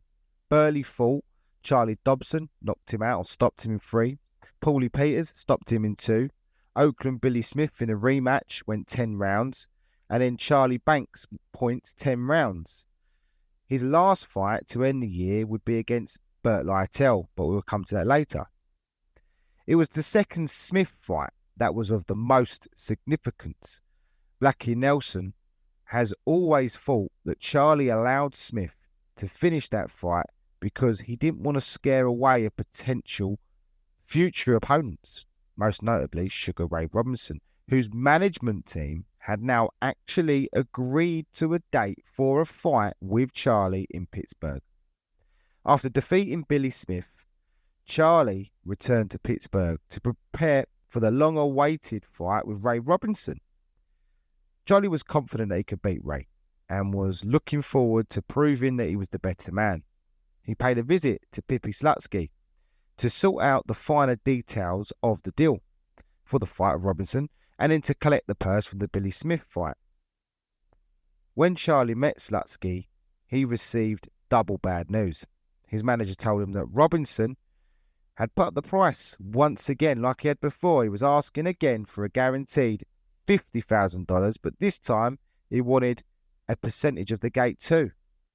Also, Charley's ended the purse for his last fight, which was actually supposed to be $4,500. He ended up getting the $3,000, which was his biggest payday, but he still lost out and $1,500. I think he only ever got $500 of that back. Robinson and his management knew that there was no way that the fight would generate anywhere near the kind of money that they had been receiving for fighting guys not as good as Burley. Robinson was beginning to get himself something of a reputation at this point for not going through with fights if the financial requirements or arrangements were not 100% with him and in his favour. Often this was looked upon as an out if Ray didn't fancy the job too much, and is a tactic used and still used for years. Eddie Futch recalled that either Walter Winchell or Ray Arcel suggested that Robinson fight Burley, and Ray replied, "I thought you were my friend." Burley had no doubts that he was avoided by saying, "Ray ducked me. George Gainford admitted that much, but I can't say I blame him. There wasn't no money in us fighting each other. All we would have done is knock each other off." This was a turning point in Charley's boxing career. He would fight on just 9 more times in 4 years. Before the Lytle fight at the Civic Center in Pennsylvania, Charley was up all night playing poker and drinking whiskey, while some douchebag called up every half an hour, calling his wife a whore and him a washed-up fighter. Bobby Lippy said, "I'm laughing my arse off. We were up late playing cards anyway. Charley didn't give a damn about Burt Lytle or anyone else." Even Burley's performance was one of a man who had pretty much given up. Jimmy Miller of the Sun-Telegraph called Charley's performance lackluster, stating if Charley Burley expects to pick off a big bout here this summer, he had better start showing a little more life in his fights. The Hill Negro middleweight, unquestionably one of the best boxers in the game, was too docile in beating Burt Lytle. Bobby Lippy remembers seeing Lytle after the fight and saying he had no idea where he was. No one knows how long this condition lasted once he left the arena, but Burt Lytle did recover sufficiently to gain revenge over Charley when they met in a rematch in February of 1947 by taking a unanimous decision in Baltimore. But before then, in the summer of 1946, Charley and Pippi Slutsky split, so Burley headed off back to New York. And one day, after sparring at Stillman's gym, he was introduced by Whitey Bimstein to Lou Burston, who said he might be able to get him a fight with Marcel Sedan. Now, when Sedan arrived in the United States, Charley was contacted to come to the gym and train and spar so that Burston could see them both in action. Well, according to some reports, Sedan practically ran out of the gym, and Burston was informed that the fight between Burley and the Frenchman was basically a non-starter. And according to Bobby Lippy, Burston already had Charley's name on the contract to fight Sedan, but couldn't get the Frenchman's signature for the bout. Impressed with what he had seen, Burston took over the management of Charley Burley along with his co-manager and sports writer Jersey Jones, who agreed to be the promoter. Burston was able to raise $60,000 in escrow from prominent businessmen in Pittsburgh and New York, and offers went out to practically all the ranked middleweights. That included Tony Zhao, Rocky Graziano, Marcel Sedan, Jake LaMotta, and others. An article was then written by his co-manager for the Ringsider newspaper in November 1946, and it said, "Burley is one of the most amazing cases I've run across, but I sincerely believe Charley is the best middleweight in the world, and I'm launching an ambitious campaign to force official recognition of him as the #1 contender and the logical contender to the Tony Zhao Rocky Graziano winner." Despite such heavy backing and large dollar signs, there were no takers. Ray Robinson, who had yet to earn over $20,000 for displaying his talents, could not be tempted into the ring with Charley, even for that generous amount of offer. Even though the money Burston and Jones were promising was $10,000 more than Robinson and his management had demanded for a match in Pittsburgh. The problem, as it always was with Burley, too much of a high risk and low reward. Any manager who wanted to improve the record of a decent young fighter or earn more money from gate receipts would make sure that they never would entertain Burley. An old-time manager, Peter J. Buntag, aka Bunny, managed middleweight Lee Saller, and he said, "I could demand $10,000 to $12,000 a fight for Saller. He always sold out. If I thought Saller wasn't a sure thing, I wouldn't take a fight. I wouldn't reject it, but I'd demand a high enough purse so that it would be unlikely." A tactic that many managers used when it came to Burley. Bunny continued by saying, "Any manager who had a good fighter wouldn't fight Burley. He was the greatest fighter who ever lived. Why take a fight with him for $1,000 to $1,500, maybe get knocked out and lose everything? I don't think anyone could lick him, and no one would fight him." Even the best fighters around were not interested. Guys like Teddy Yarosh, trained by Ray Arcel, and the Bronx Bull, Jake LaMotta. Even Ray Robinson admitted this about Burley. He was the man most fighters loved to duck. He was just too damn good. Eddie Futch has no arguments as to who the best fighter was, and he said, "It's Charley Burley." Charley Burley was an exception. Charley Burley is a legend in boxing, but the public didn't know him because he never got the press. And Burley never did get the press coverage nationally, only locally in Pittsburgh, and then Minneapolis adopted him. The other part of it was Charley wasn't white, and that he wasn't interested in working with the mob who ran boxing in the 40s. Bobby Lippy explains it perfectly when he says, "Being black and everything, that was only half the story. The other half of the story is that Charley was an honest prize fighter. He would not make deals. He would not carry a fight." He also said, if you're going to beat him, you're going to beat him straight up. He knew if he carried a guy, you're going to steal the fight off him, and he wasn't going to let that happen. You had to beat him. Well, as we mentioned earlier, Burt Lytell would gain revenge against Burley at the start of the year, even though the cold that Burley had before the bout actually turned out to be pneumonia, and on the orders of his neighbour, Dr. Goldblum, he was confined to his bed for over a week. And Julie, apparently, she smiles as she remembers that he took a bottle of whiskey with him for company when he went to bed. The illness took so much out of Charley that it would be 7 months before he'd be back in the ring. He still had aspirations of a fight against LaMotta and Sedan. They were the ones closest at the time, but neither would risk their high ranking against Burley. His unwillingness to play ball with the underworld, like LaMotta did against Billy Fox, also went against him. Julia Burley thinks that it was his character that prevented her husband from scaling the heights of world boxing fame. She said Charley was so honest that if he went to the store and they gave him too much change, he'd give it back. But not me. Not me. And when the gangsters came and wanted something, I'd say, yeah. I told him to fight for the money, but he wouldn't go for the money. He was too honest.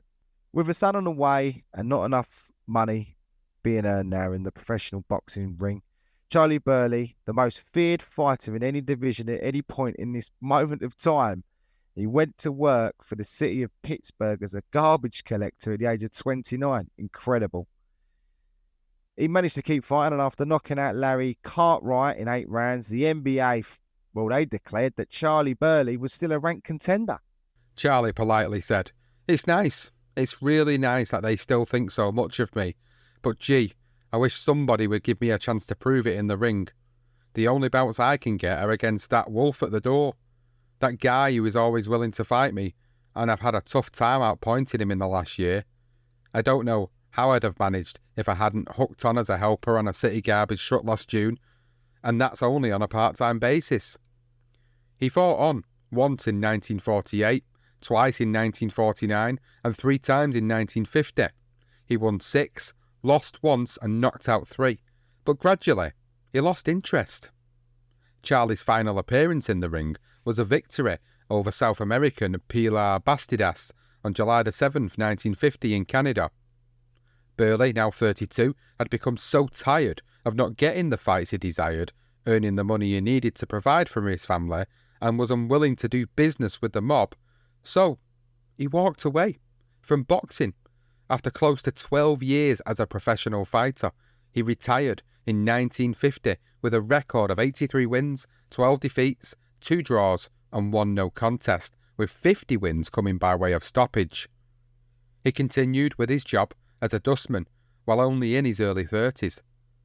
The man who has been identified as the scourge of the middleweights and the most feared fighter in any division continued to work for the city of Pittsburgh as a garbage collector. Charley spoke to the Pittsburgh press in 1981 on his decision to not work with the mob and his choice to walk away from boxing, and he said, "It wasn't my style. I think it has paid off to a certain extent. You have a better feeling about yourself. God's been good to me with this rubbish thing. I've got a nice pension. I just thank God I'm living, and I'll be content as long as I have my Julia." Well, Charley did travel to Europe for a series of bouts that failed to materialise. On his return home, Tommy O'Loughlin took him on the road to earn some extra cash, and apparently a barnstorming tour of Midwest tank towns appearing as the Masked Marvel. I think this might have been some sort of wrestling thing. Almost actually led to him getting lynched by someone on one occasion. God. Charley actually got arrested on dope peddling charges in 1951 because he picked up some weed for a stablemate called Eddie Hines.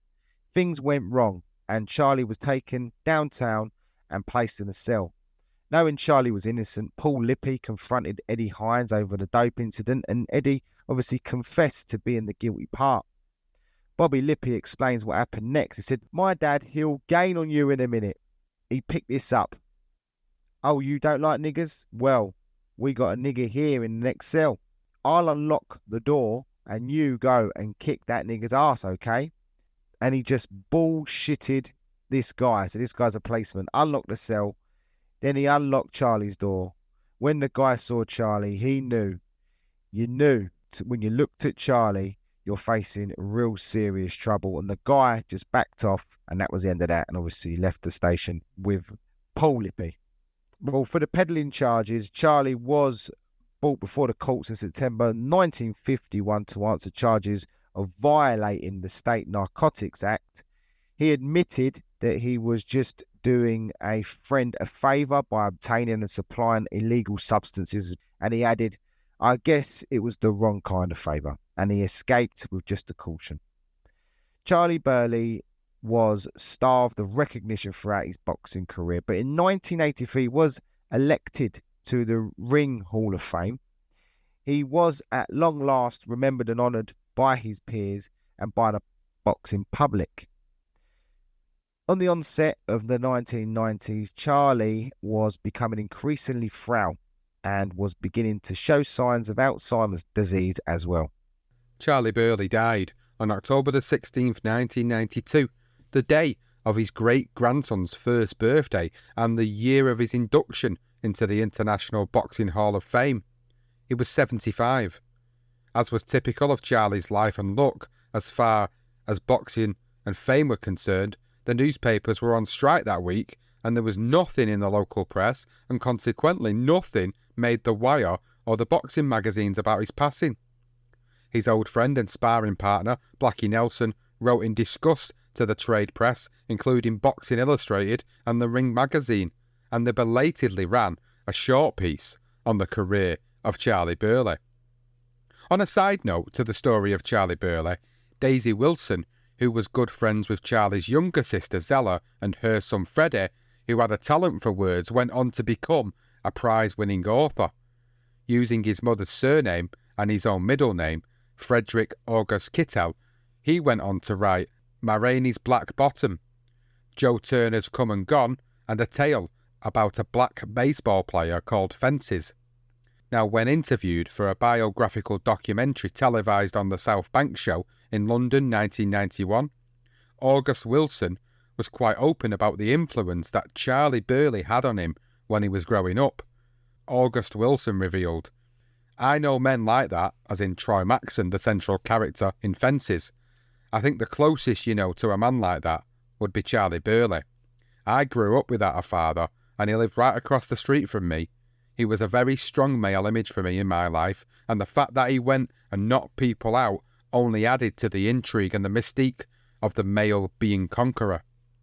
Although Wilson has indicated that the retired baseball player from Fences is based to some extent on his stepfather, he has also admitted that the experiences of Charley Burley are embodied in Troy. Yeah, and Wilson went on to say, "That's what being a man meant to me, to be like him. I wanted to grow up and dress like him. He wore those big Seston hats, things of that sort, and I couldn't wait to be a man, to be like Charley Burley. Everybody always called him champ, and I thought he was the champ. I always wanted to do something so that if I walked down the street, I'd be a hero like Charley Burley." Ending on the accolades of Charley Burley, we're going to reel off some extra quotes before ending with Burley himself. We're going to start with Eddie Futch, who was one of Burley's greatest admirers. He said he was something to see. He was a master of slipping punches, counter-punching. He walked to you with a good jab, feinted and made you miss. He didn't move his legs too much. He'd just slide over, make you miss. And he was right there on top of you with either hand punching. Archie Moore admitted, "You know, people ask me, who was the best fighter I ever met? And I tell them Rocky Marciano, because that's what they want to hear. Hell, Marciano beat me when I was 42, and I gave him a great battle. Eddie Booker and Charley Burley were the best. They beat me in my prime. Booker broke my ribs, and Charley gave me a boxing lesson." In his book, 100 Greatest Fighters of All Time, boxing historian, writer and journalist Bert Sugar summed it up well when he said this of Charley Burley: "Fame has been called a crazy old lady who hoards swatches of fabric and throws away plates of food. In Charley Burley's case, it threw away one of the greatest unrealised talents in the history of boxing." Ray Arcel said in an interview with the New York writer Dave Anderson, "Charley Burley was the best fighter I ever saw, who not only never won a world title, but never got any glory. In those days, if you were a good black fighter, nobody wanted to fight you." So to end this episode, we will leave you with Charley Burley's final thoughts on the fight that never happened against Sugar Ray Robinson. And he said, "You know, to me, the most remarkable thing about Ray's career is that he didn't even get a shot at the welterweight title until he was 26, or the middleweight title until he was 30. You think he was the greatest? What do you think he'd been if he had gotten his chances when he deserved them? You want to know the truth? If I could have got my shot, I wouldn't have risked it by fighting someone like Ray." Charley also said they weren't going to give two black guys a chance like that in the same era. You know, God said to both of us, "Which one of you wants to be Sugar Ray?" And I guess I didn't raise my hand fast enough. And that there ends the life and the career profile of probably and arguably the greatest uncrowned champion in boxing history, Charley Burley. Without a shadow of a doubt, he has got to be right at that top. He's got to be in there as number one.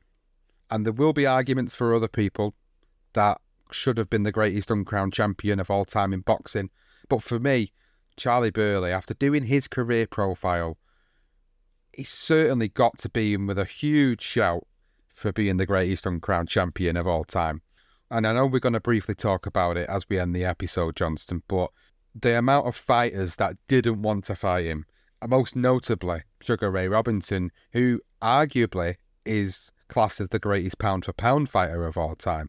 So the fact that these tactics were used to not fight Charley Burley, and we're never going to truly know whether he really wanted that fight or not, but coincidentally it seems to indicate from all the stories and all the news clippings and the stories of different people who were around that time, it didn't really feel to me like Ray ever wanted that fight, because it was too much of a risk for him to take, because he must have legit knew deep down that there was a good chance he could get beat. Oh, absolutely. And that is what it was, wasn't it? They all said it. They were all like, that guy, the manager, why am I going to fight Charley Burley for $1.5 grand and risk losing my rankings and opportunities for future paydays, because he's probably going to beat me, when I can fight someone that's not as good as him for 15 to 20 grand, and I'm going to sit out a crowd because they know it's going to be, in them days, we all know it, Sean, wasn't it? It was the fights. No one really wanted to see technical fighters. They wanted to see two guys beat the shit out of each other. And that's why Rocky Graziano managed to win world titles, because he was nowhere near the level of Charley Burley, let's be honest. So it's just a sad one, isn't it? The amount of times the guy's offering to fight for free, Sean. I've never known anything like it. I think the only time I've ever heard of anyone fighting for free was the heavyweight that Jack Dempsey fought once, and he walked away with nothing. I can't think of the guy's name now, but that's the only guy I've ever known that I think's fought for fuck all. That's insane. I mean, look, we went through all the murders roll out as well, Sean. We didn't identify him, but if anyone didn't know, Lloyd Marshall, Holman Williams, the Cocoa Kid, Jack Chase, Aaron Wayne, Burt Lytell, and Eddie Booker was the only one who didn't fight. And then obviously you had Ezard Charles, who took ages, and you also had Archie Moore, who all took ages to be world champions. Elmer Ray was another one who sparked in sparring. He fought them all, Sean, just never for a world title. I mean, all of those guys in their own right, when you look at the champions that were all white, apart from Ray Robinson, and you look at that Black Murderers row with the addition of Elmer Ray, with the addition of Moore and Ezard Charles, I don't think you can even compare them, can you, Sean? I think the only one maybe would be Tony Zell that could have roughed it up with them guys, and maybe Jake LaMotta just through brute strength, but he would have been beaten up by them all. Certainly begs a lot of questions, and it certainly gives us an opportunity to plug that episode for the patrons as well. Like we've done it, guys, for our Patreon only membership. You know, we've done the Black Murderers Row, and we've done a whole episode on all the fights and, you know, who we would identify as the best of the bunch statistically as well. We did a whole spreadsheet on it. So if you haven't heard that and you want to hear it, please sign up and become a patron at patreon.com/BTR Boxing Podcast. But Johnston, he's the greatest uncrowned champion of all time. He's got to be more damn in it. It's got to be in more Langford, but I think he was avoided by Moore, so I'll probably give it to Charlie. I agree. You would certainly have him right up there, and it's one of them episodes that I hope really does truly bring to light and bring to life again Charley Burley as a fighter and what impact really he had on this sport. For us to be covering it, for us to have done an episode as long as this on Charley Burley, to me it indicates that, you know, he was one of those fighters that, again, history and time is starting to forget about.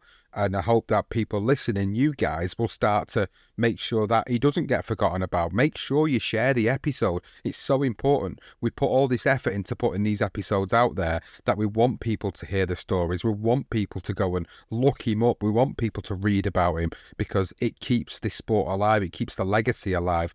Sam Langford's episode that we did, it feels like so long ago, and the amount of people that comment on that on the YouTube video of it, or have commented it separately and said how much of a great job we've done in terms of keeping Sam Langford's name alive. And I know there's many people that do stories on Sam Langford, and they do it on Jack Johnson, and they do it on various other fighters, but there's not a lot of people out there that do boxing podcasts or YouTube channels that primarily focus on forgotten fighters like Charley Burley. So it is important that if you've listened to this episode, you've thoroughly enjoyed it, make sure you share it across social media. If you're on social media, on Twitter particular, you can find us at career_profiles. If you're on any of the other channels like Facebook or Instagram or YouTube or TikTok, it's BTR Boxing Podcast Network. Make sure you follow us on the channels. Make sure you share it out there. Make sure you let everybody know about this episode on Charley Burley and all the information and all the conversations and all the stories about him.